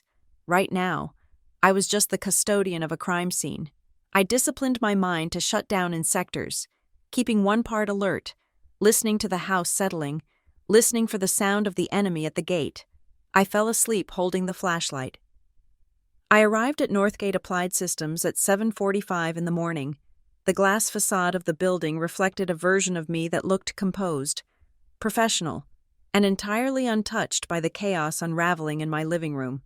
That is the utility of a corporate job. It is a costume. I swiped my badge at the turnstile beep and listened to the satisfying, mechanical thud of the lock disengaging. To most people, that sound is just the start of a workday. To me, it was a data point. It was a time-stamped, geolocated proof of life. I did not go to my desk. Instead, I took the elevator down to the basement level, to the Security Operations Center, as the compliance manager. I had clearance to be there, but asking for my own data required navigating the very protocols I helped write. The room was kept at a constant 68 degrees, filled with the hum of cooling fans and the glow of wall-to-wall monitors. David, the morning shift supervisor, swiveled in his chair as I entered. He looked surprised. I usually only came down here when someone was being fired or a laptop had gone missing. "Good morning, Leorin," he said, eyeing the grim set of my jaw. "Everything okay upstairs? I need a preservation order executed." "David," I said, skipping the small talk, "but this time, it is personal. I need you to pull the full access logs for my badge. ID, number 4992 Alpha, and I need the license plate recognition scans from the parking garage entrance and exit." David hesitated, his fingers hovering over his keyboard. "For what dates?" he asked. "January 24th. I said, "The entire 24-hour cycle." He frowned. "Leorin, you know the policy. If this is for a personal legal matter, I can't just hand it over on a thumb drive. I need a formal request from legal or a subpoena number. I have to log the query." "I know." I said, "I am sending the formal request email right now. Subject line internal data preservation /frostfall/case UD 49201. I tapped send on my phone. His inbox pinged a second later. "I am not asking you to break the chain of custody, David. I am asking you to lock that data down so it never gets overwritten. And I need to view the raw logs on your screen. Right now." He read the email, saw the case number, and nodded. He typed in the command. The screen filled with lines of text, green text on black. It was beautiful. It was the language of absolute truth. January 24th, 0730 hours, badge scan, main lobby, January 24th, 0735 hours, badge scan, elevator bank B, January 24th, 1215 hours, badge scan, cafeteria, January 24th, 1845 hours, parking exit, plate scan 4L-X-2-9. I looked at the data. On the day my parents claimed I had signed away my home in a family meeting, I had been inside this fortress for 11 hours. I had not met a notary. I had not met a courier. I had been in 3 budget meetings and a compliance audit. I took a photo of the screen. "Preserve it," I said. "I will have the court send the subpoena to release the official copy." I went up to my office on the 14th floor. I closed the door and sat at my desk. My hands were moving with the precision of a bomb disposal technician. I pulled up my personal Google timeline on my laptop. I downloaded my cellular carrier's call detail records. I was building a wall of time. Every minute of January 24th was accounted for. 7 a.m. to 8 a.m. Commute, 8 a.m. to 6 p.m. Northgate office, 6 p.m. to 7 p.m. Commute, 7 p.m. Onward home. Wi-Fi connection log. My router 5G. There was no gap. There was no window for a secret remote notarization session. I reached into my bag and pulled out the printouts I had obtained from the county recorder yesterday. The fake deed, the intake metadata. I smoothed the paper out on my desk. I had focused so much on the notary stamp and the override code that I had missed the secondary fields. I scanned down the list of metadata fields on the intake form. Grantor Leorin Frostfall, Grantee Elaine Frostfall, Howard Frostfall, Notary J. S. Verloc. And then, my eyes stopped. There was a field labeled Witness/Attesting Party. In many electronic recording platforms, especially for high-value transfers, A second witness is required to log in to the session to verify the identity of the signer, adding a layer of legitimacy to the transaction. It is a way to prove that the signer wasn't under duress. The name typed in the field was Blake Northfall. The air left my lungs. Blake, my husband. I stared at the name. It looked alien in this context. Blake was not a part of this war. He was the Switzerland of our family neutral. Polite, always trying to smooth things over with my parents during holidays. He was currently in Chicago, 2,000 miles away, working on a merger for his architectural firm. He had been gone for 3 weeks. I looked at the signature block on the deed itself. Next to my forged signature, on the line marked Witness, was a digital scrawl. I leaned in closer. My nose almost touching the paper. It was Blake's signature, but it was too perfect. I knew Blake's signature. I knew how he signed birthday cards, how he signed checks, and how he signed legal documents. When he signed quickly, the B was open at the bottom. When he signed formally, he closed the loop. This signature had the closed loop. It was his official signature. But there was something wrong with the pixelation. The edges of the ink were jagged, just like the notary stamp. I opened my filing cabinet. I pulled out our life insurance policy from 2 years ago. I flipped to the beneficiary page. There it was. I placed the insurance document next to the deed. They were identical, not just similar. Identical. The angle of the key, the way the underline trailed off to the right, the exact pressure point on the N. No human signs their name exactly the same way twice. There is always a micro variation in size or slant. But these two signatures, separated by 2 years, overlaid perfectly. They hadn't just forged my name. They had lifted Blake's signature from an old document, probably a copy of the insurance policy they had kept for safekeeping years ago, and pasted it into the digital deed. The implication made me nauseous. This wasn't just theft. This was a setup. By listing Blake as a witness, they were creating a narrative for the court. Look, Your Honor, even her husband agreed to the transfer. He was there. He witnessed it. This was a family decision. Leorin is just having a mental break and forgetting it happened. They were using my marriage to gaslight the judge.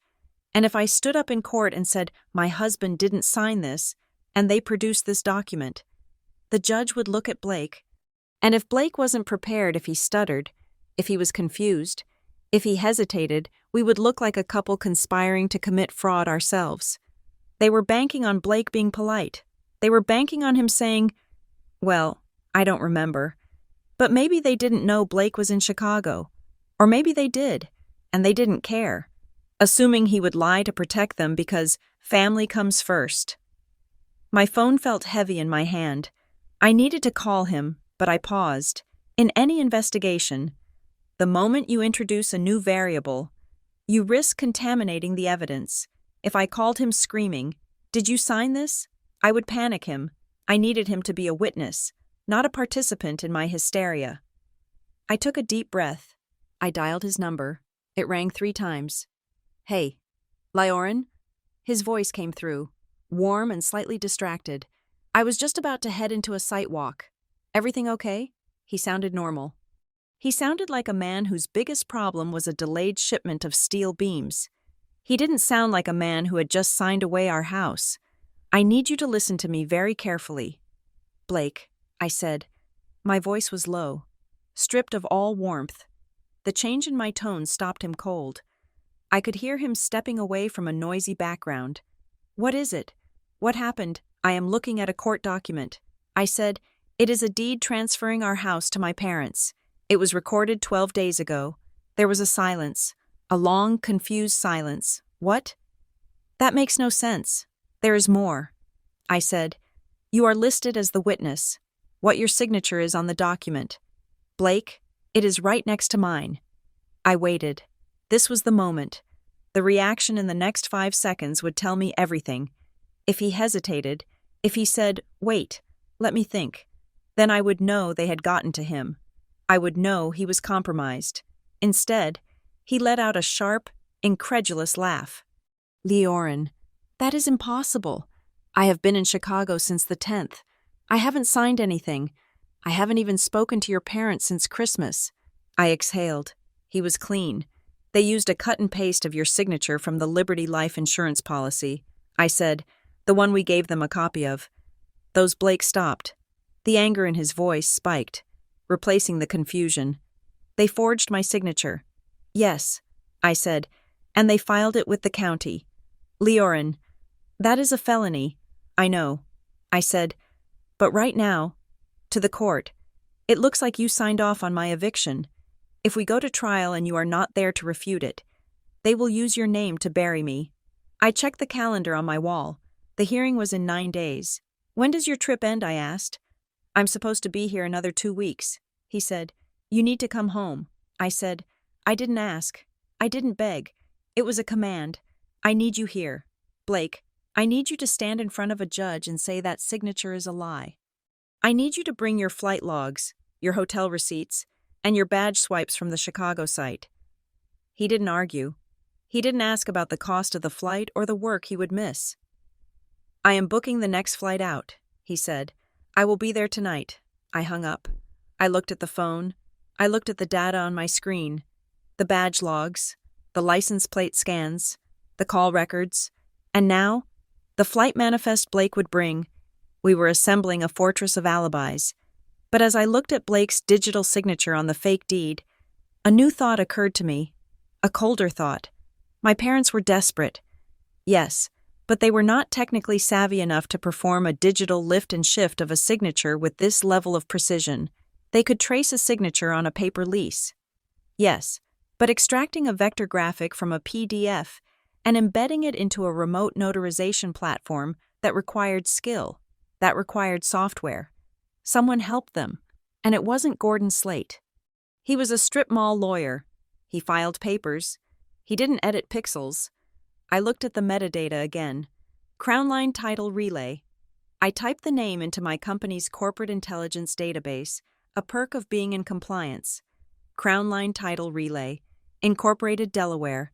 6 months ago, registered agent CSC Services, principal address, APO Box in Nevada. It was a shell, a ghost ship built for one purpose to process dirty deeds. But then I saw the IP address associated with the submission of the deed. P192.168, no. That was a local router. I needed the WANIP. There it was. 208. I ran a geolocation trace. The IP address didn't point to Nevada. It didn't point to Crownline's office. It pointed to a residential ISP in Broward County. I zoomed in on the map. It wasn't my parents' house. They had DSL. This was a high-speed fiber connection.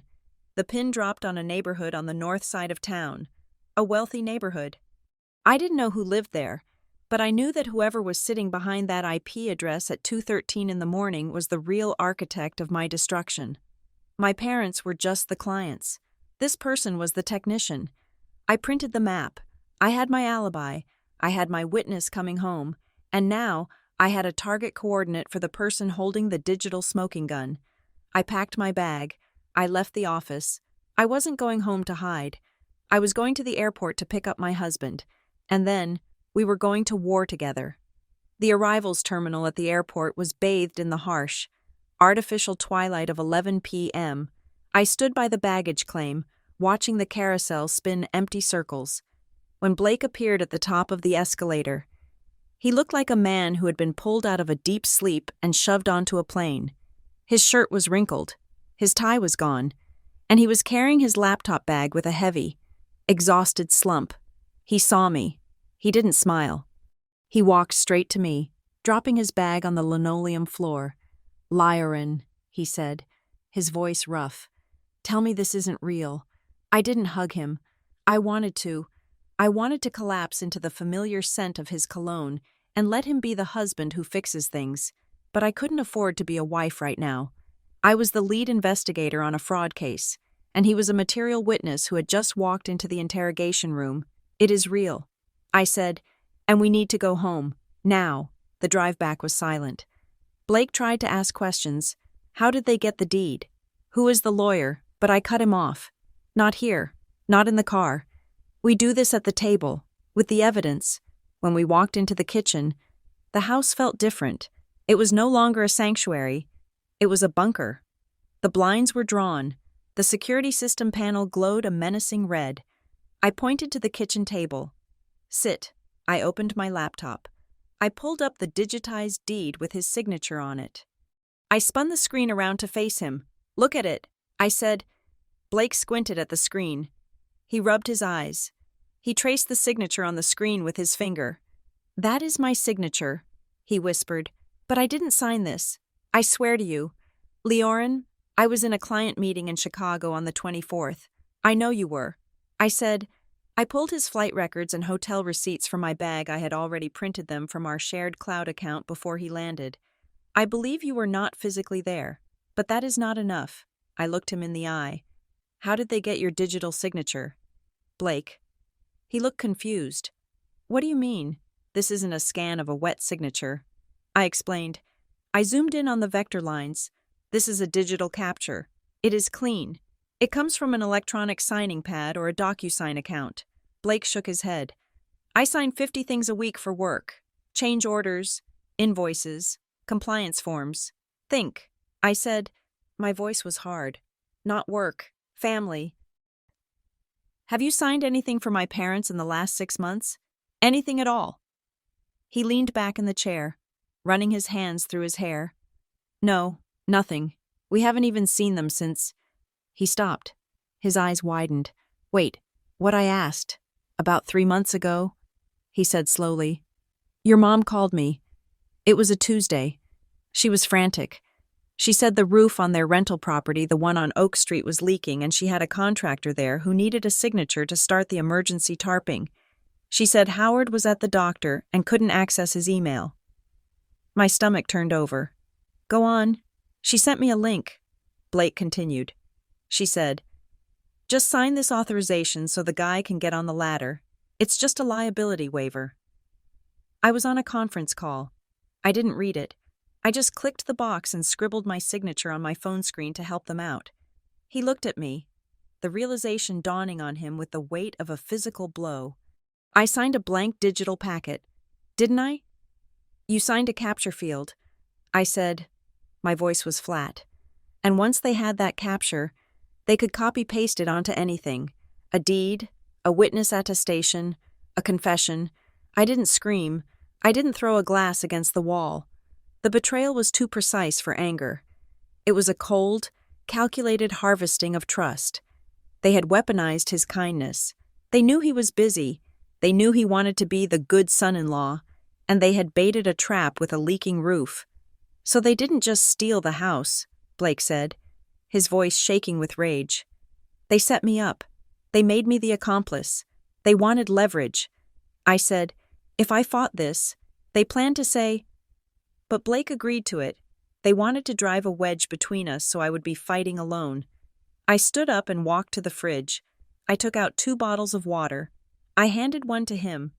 Drink, I said. We are not done. We turned the kitchen table into a war room. I cleared away the fruit bowl and the placemats. In their place, I laid out the timeline. Column 1, the lie, the fake deed, the fake lease, the fake service. Column 2, the truth, my badge logs, Blake's flight manifest, the IP address trace. Column 3, the motive. We stared at column 3. Why now? Blake asked. Why the urgency? They have always been difficult. Leoren. But this is nuclear. Why risk prison for a house they don't even live in? Money? I said, it is always money. I opened my email. I had set up a Google alert for my parents' names years ago, a habit from when their financial instability first started showing cracks. It usually just flagged local church bulletins or bridge club results. But tonight, there was a new hit. It was from a local real estate investment forum, a off-market deals discussion board. I clicked the link. Post by user Quick Cash Briar, date 3 days ago, subject Prime Cove Bridge SFH, deep discount, cash only. Description 3. Bed, 2-bath, owner needs quick close, title issues resolving this week. Possession guaranteed by Friday. The address wasn't listed, but the description matched my house perfectly. The square footage, the year built, The recent roof upgrades. I looked at the price. $350,000. My house was worth $550,000. They are dumping it, I said. They are selling it for 60 cents on the dollar to a flipper. Blake read the post. Possession guaranteed by Friday. He read, that is why the eviction notice gave me until noon today. I said, they have a closing scheduled. They probably took a deposit from a hard money lender. If they don't deliver a vacant house by Friday, the deal falls through, and the fraud comes out. Blake finished. He looked at me. His face was pale, but his eyes were clear. The confusion was gone. He wasn't the tired husband anymore. He was the witness I needed. We need a lawyer, he said. A real one, not just you filing motions in the hallway. I have Tamsin Crow's card. I said, she is a shark on land disputes. But Blake, I paused. I needed to be sure. If we do this, I said, if we bring this evidence to court, we are not just getting the house back. We are sending them to jail. This isn't a civil dispute anymore. This is grand larceny. This is identity theft. If you testify that they tricked you into signing that digital pad, you are handing the district attorney the nail for their coffin. I looked at him. Are you ready to be the man who put his in-laws in prison? Blake looked at the screen. He looked at the forged deed where his name sat next to mine, a lie designed to destroy his wife. They stopped being my in-laws when they tried to make me an accessory to a crime against you. He said. He pulled his phone out. I'm going to search my email archives, he said. If that DocuSign link came through, even if it went to spam, even if I deleted it, there might be a trace, a signing complete notification. He typed furiously. Found it, he said. He turned his phone to me. Subject completed emergency roof authorization. Sender E, Frostfall, Realty Gmail, com. But when he clicked the view document link, it didn't show a roof waiver. It showed a blank page with a signature box in the middle. They switched the document on the back end. I said, it's a common scam. You sign a placeholder, and they merge the signature onto a new PDF. Save it. I ordered. Export the header. That link is the smoking gun. It links Elaine's email directly to the signature harvesting. I sat back. The puzzle was complete. They were broke. They had debts they were hiding gambling. Perhaps, or a bad investment. They needed $350,000 fast. They knew I had equity.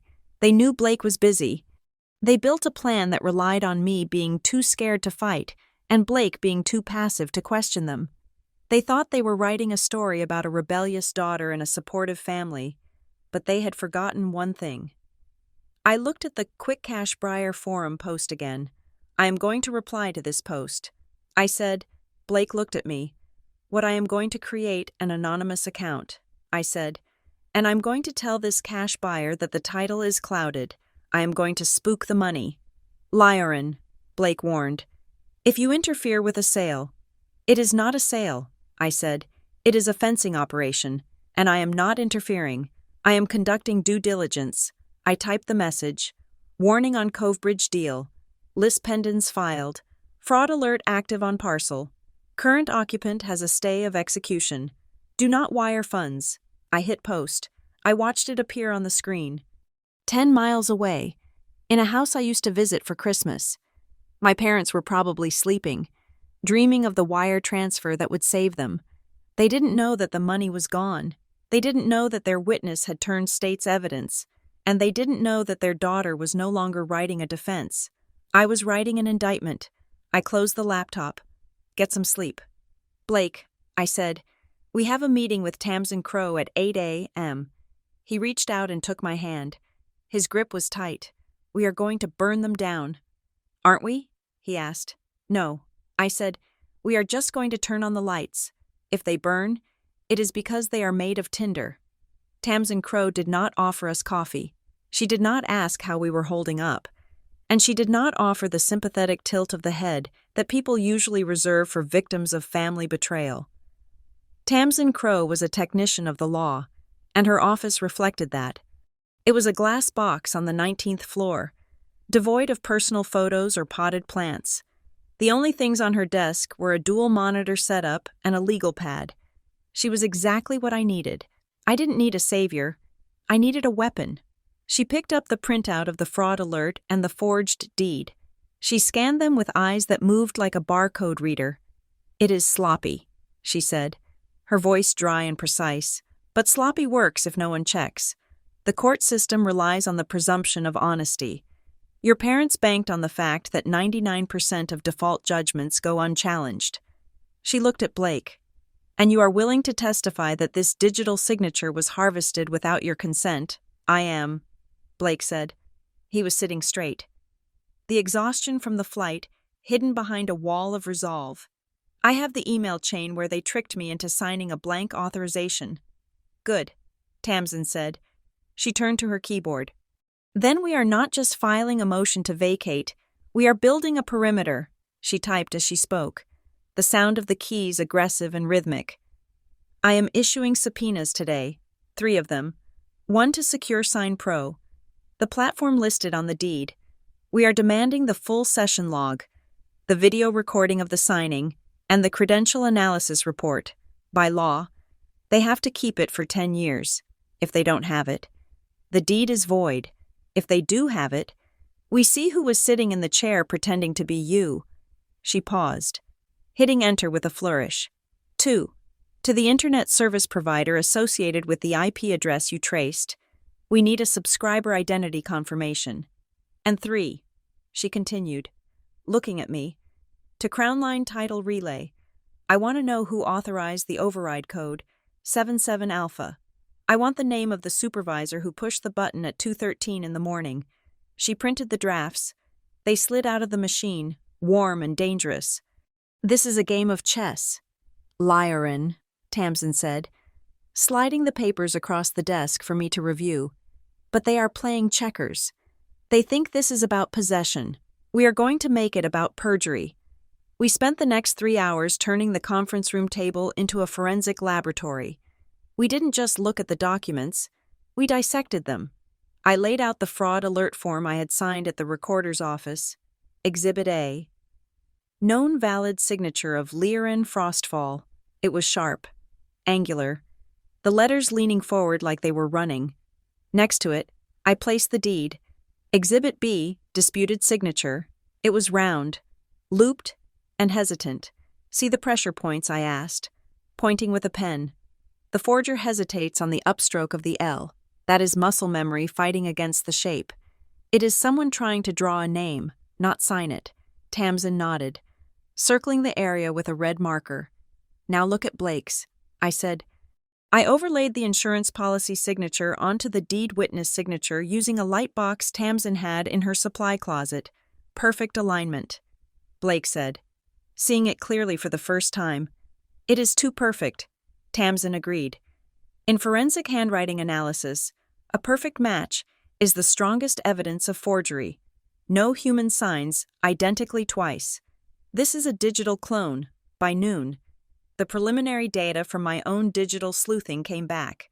I had run a deeper trace on the IP address. I found the one from the residential ISP in Broward County that had uploaded the deed. I plugged my laptop into the conference room screen. I thought this IP address was just a random location. I said, but look at the geolocation. The map zoomed in. The pin dropped. It wasn't a random house. It was the house on Oak Street, the rental property my parents owned. The same address they had listed on the fake proof of service. The room went silent. They were working out of the rental, Blake whispered. It made perfect sense. They couldn't do the remote notarization from their own home. The IP address would trace back to them immediately, so they went to the empty rental, the scene of the crime, where they claimed to have served me and used it as their command center.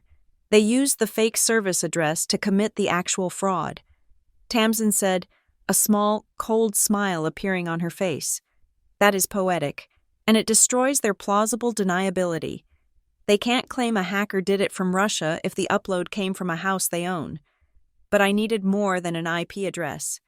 An IP address places a device, not a person. I needed to put a body in that room. I know the neighbor at Oak Street. I said, Mrs. Higgins. She lives across the alley. She is the neighborhood watch captain. She has cameras pointed at the street because she hates people parking in front of her driveway. I stood up. I am going to get that footage. I drove to Oak Street alone. I parked 2 blocks away and walked. The neighborhood was quiet. The rental house standing empty and innocent-looking with its peeling paint and overgrown lawn. It looked like a generic investment property, not a felony manufacturing plant. Mrs. Higgins was gardening when I approached. She was a woman who traded in information like currency. "Leorin," she exclaimed, wiping dirt from her hands. "I haven't seen you since you were a teenager. Your parents were just here last week." I kept my smile tight and polite. "I know. Mrs. Higgins. Actually, that is why I'm here. We had a bit of a security issue at the property. Someone broke in a few nights ago, on the 24th. Her eyes lit up. Crime. Her favorite subject. "I knew it," she said. "I saw lights on in the middle of the night. 2 in the morning, I told my husband. Who is working at that hour?" "Did your camera catch anything?" I asked, my heart hammering against my ribs. She took me inside. Her security system was old, a hardwired DVR setup, but it worked. She rewound the tape to January 24th, there, 2:05 in the morning. A car pulled into the driveway of the Oak Street house. It wasn't my parents' silver sedan. It was a dark SUV. I leaned in. "Freeze it there." The driver got out. He was tall, wearing a hoodie. He walked around to the passenger side. He opened the door and pulled out a large, heavy-looking banker's box. Then, a second figure stepped out, smaller, walking with a slight limp. Elaine. The resolution was grainy, but the gait was unmistakable. My mother had a hip issue she refused to get surgery for. I watched as she unlocked the front door of the rental house. They went inside. Fast forward. I said, 30 minutes later, 2:35 in the morning. They came back out. The tall man was holding the box, but he was also holding a laptop. I looked at the timestamp on the deed recording. 2:13 a.m. They went in. They connected to the high-speed internet. They uploaded the forged deed using the Crown Line override codes, and they left. "Can I get a copy of this onto a USB drive?" I asked Mrs. Higgins. "For the police report." "Take the whole file," she said. Delighted to be part of the investigation, I walked back to my car with the USB drive in my pocket. It felt burning hot. I had them.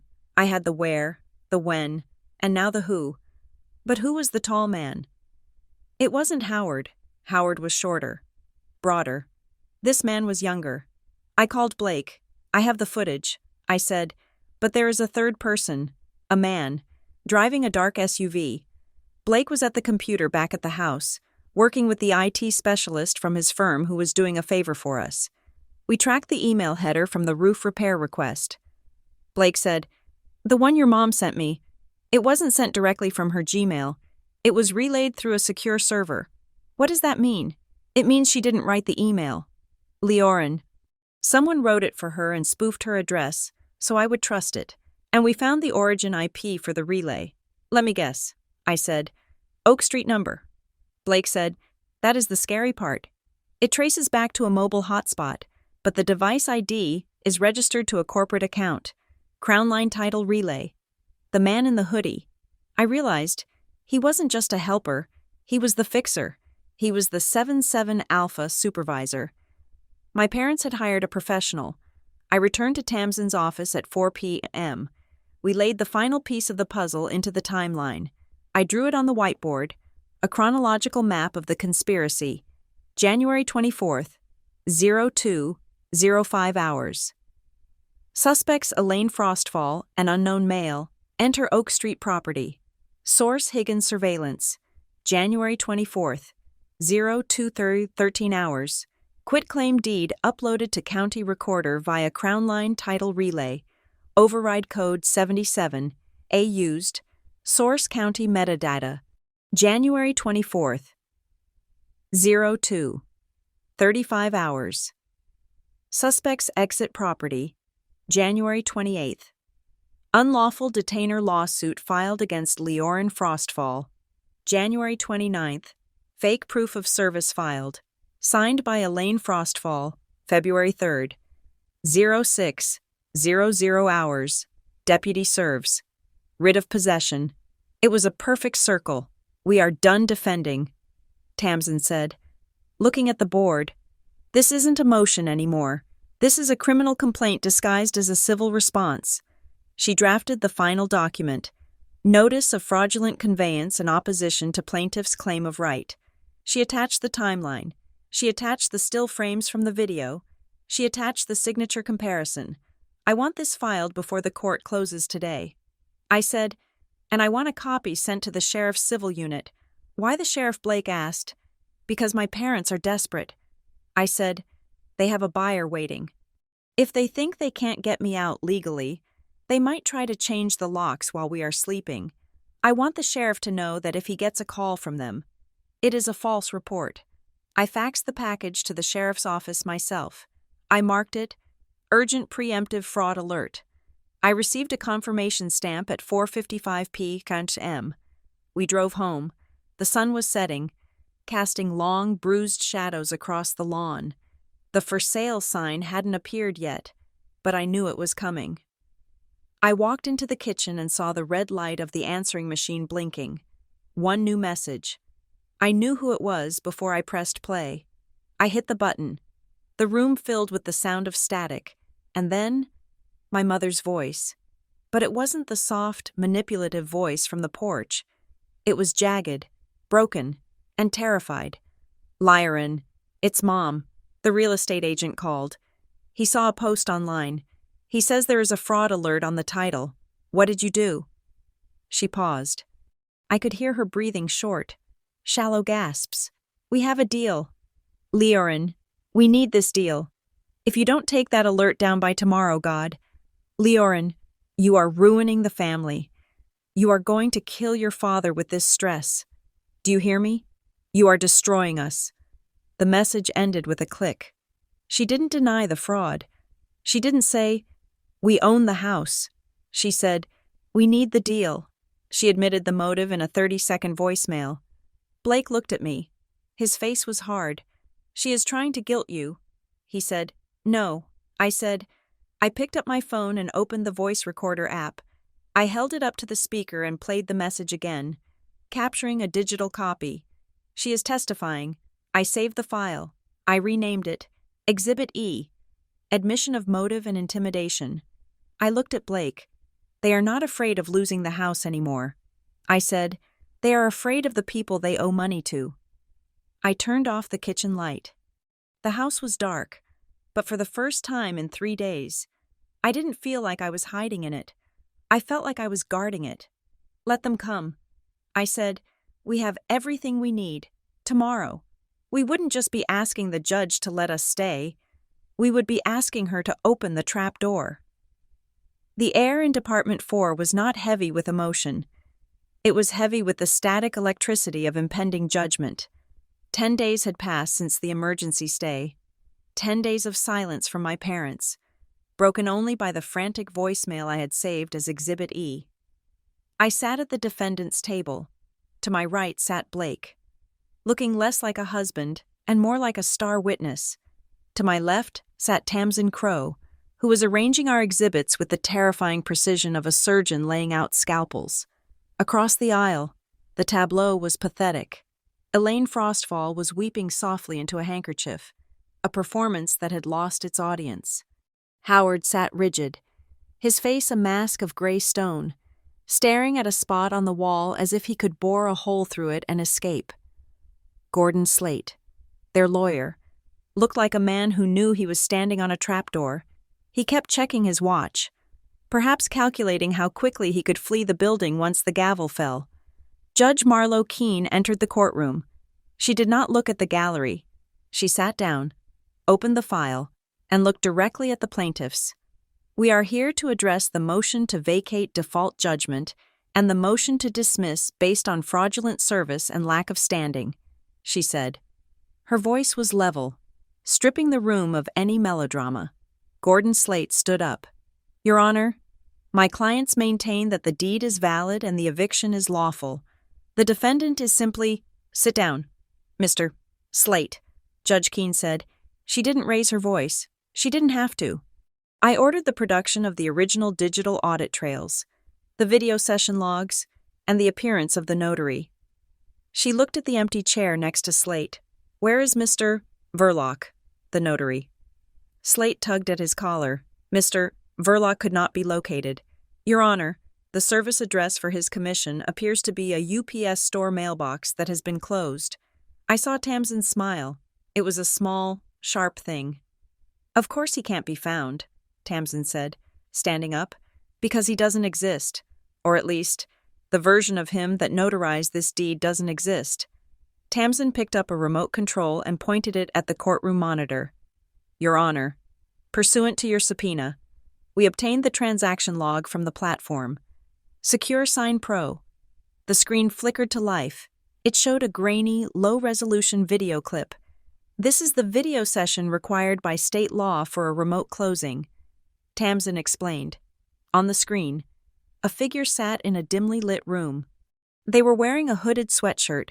The camera was angled in such a way that the face was entirely in shadow. You could see a chin, a mouth, but no eyes, no distinct features. And this, Tamsin said, represents the defendant, Leorin Frostfall, consenting to give away her home. She paused. But if we look at the metadata associated with this video upload, the screen changed to the IP log we had secured. The upload connection did not come from the defendant's home in Covebridge. It did not come from her office. It came from a residential IP address at 402 Oak Street. Judge Keene looked at Elaine.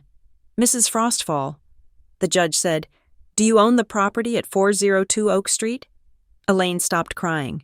She looked up, her eyes darting around the room. We rent it out, she stammered. It's an investment. Who is the tenant? The judge asked. It is currently vacant. Howard cut in, his voice rough.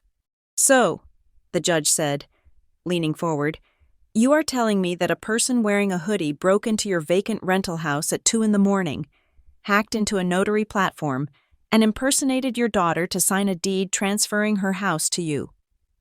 The silence that followed was so absolute you could hear the hum of the hard drives.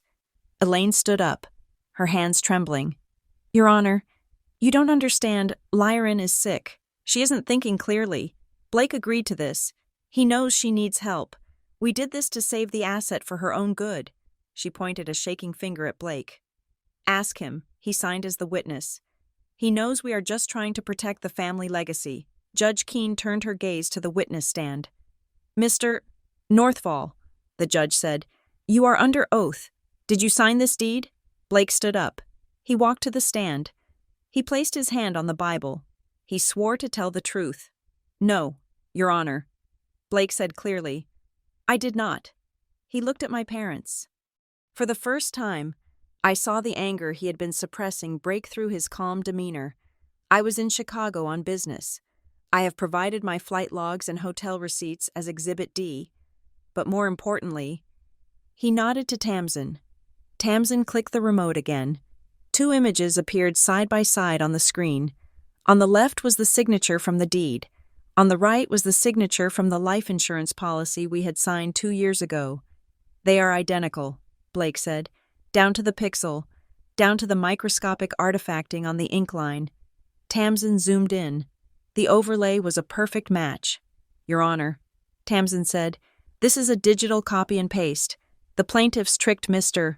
Northfall into signing a blank digital pad under the guise of a roof repair authorization, captured his signature vector, and grafted it onto this forged deed. Judge Keene looked at the screen. She looked at the deed in her hand. Then she looked at my signature on the fraud alert form I had filed. The difference is obvious even to a layperson.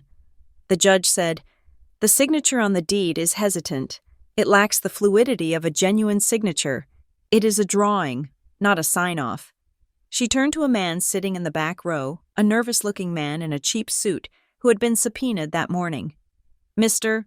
Henderson, the judge said, you are the operations manager for Crown Line Title Relay. The man stood up. Yes, Your Honor. Your company used an administrative override code, 77 Alpha, to force this deed through the county recorder's system at 2:13 in the morning despite image quality rejection errors. Who authorized that? Henderson swallowed hard. He looked at Howard, then at the judge. I was approached by a client, he said, his voice barely a whisper. A woman. She came to our office. She said it was a family emergency. She said the system was glitching and she needed it recorded before morning to secure a loan. Did she pay you? The judge asked. Henderson looked down at his shoes. She paid an expedited service fee. He said, $500 in cash. Can you identify the woman? Henderson pointed a shaking finger at the plaintiff's table. It was her, Mrs. Frostfall. Elaine let out a gasp that sounded like a balloon losing air. She collapsed back into her chair, burying her face in her hands. Howard didn't move. He just closed his eyes. Judge Keene set her pen down. It made a sharp clack against the wood. She did not look angry anymore. She looked efficient. She looked like a machine designed to grind lies into dust. Stand up. She ordered my parents. They stood. Elaine was sobbing openly now. Howard looked like a ghost. This court finds that the service of process in the unlawful detainer case was fraudulent. Judge Keene ruled. The motion to vacate default judgment is granted. The unlawful detainer case is dismissed with prejudice. She picked up the deed. Furthermore, based on the overwhelming evidence of digital forgery, identity theft, and the testimony regarding the unauthorized use of Mr. Northfall's signature, this court declares the quitclaim deed recorded on January 24th to be void ab initio. It is a fraudulent instrument. She looked at the court clerk. You are ordered to transmit a certified copy of this judgment to the county recorder immediately to expunge the fraudulent transfer. Title is restored to Leorin Frostfall, sole and separate. I felt a weight lift off my chest, a physical sensation of gravity releasing me. But the judge wasn't done. Mrs. Frostfall. Mr. Frostfall, she said, her voice dropping to a register that froze the blood in my veins. You came into my courtroom and used the judicial system as a tool for extortion. You forged documents. You impersonated a notary. You stole the identity of your daughter and son-in-law.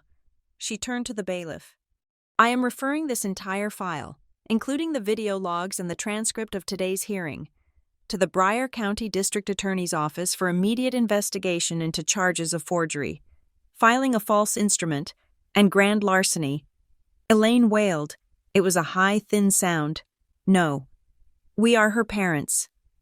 You can't do this. I can. And I am, the judge said. She looked at me. Ms. Frostfall, I am also granting a permanent protective order. They are to have no contact with you, or your husband, for a period of 5 years. If they step onto your property, they will be arrested. She banged the gavel. Court is adjourned.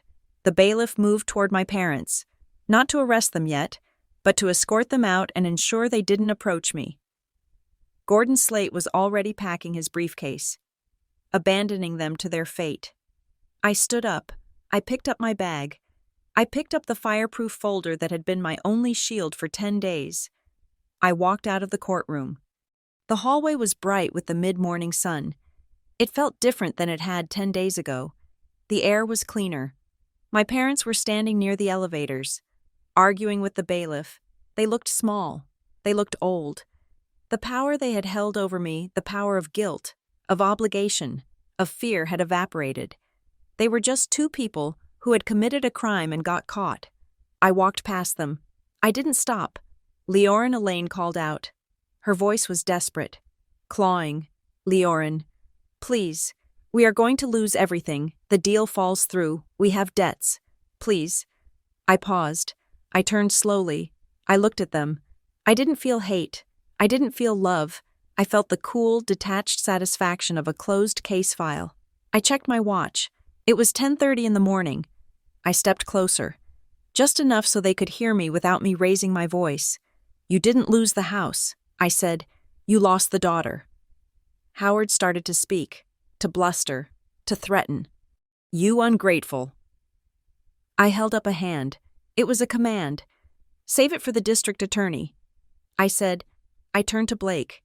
He was waiting for me, holding the door open. Let's go home, I said. I need to change the locks. We walked out of the courthouse and into the sun. That afternoon, I went to the recorder's office. I watched Marcus stamp the court order. I watched him delete the fraudulent deed from the digital index. I watched my name return to the top of the chain of title, solitary and secure. I drove home. I met the locksmith. We replaced every cylinder in the house with high-security cores. I installed cameras on the porch, the driveway, and the backyard. I didn't do it out of fear. I did it out of ownership. That evening, as the sun went down, Blake and I sat on the back porch. The phone didn't ring. The for sale sign never appeared. The silence was absolute. I opened my laptop one last time. I created a new folder. I dragged the video files, the audit trails, the court judgment, and the voicemail into it. I named the folder The End. I closed the laptop. My parents had tried to write a tragedy where I was the victim. They had tried to write a drama where they were the saviors. But they forgot the most important rule of storytelling: never hand the pen to someone who knows the truth. I took a sip of my tea. The air smelled of jasmine and wet grass. It smelled like my house. From now on, my story is not written by them. It is written by me. And the ink is permanent. Thank you so much for listening to this story. I hope the justice in this one felt as satisfying to you as it did to me. I would love to know where you are tuning in from today. Are you listening on your commute, at the gym, or maybe relaxing at home? Let me know in the comments below. I always love reading where our community is from. And if you enjoyed this story, please make sure to subscribe to the channel Juliet Revenge Stories. Hit that like button and smash the hype button so we can get this story out to more people who need to see the truth win. See you in the next one.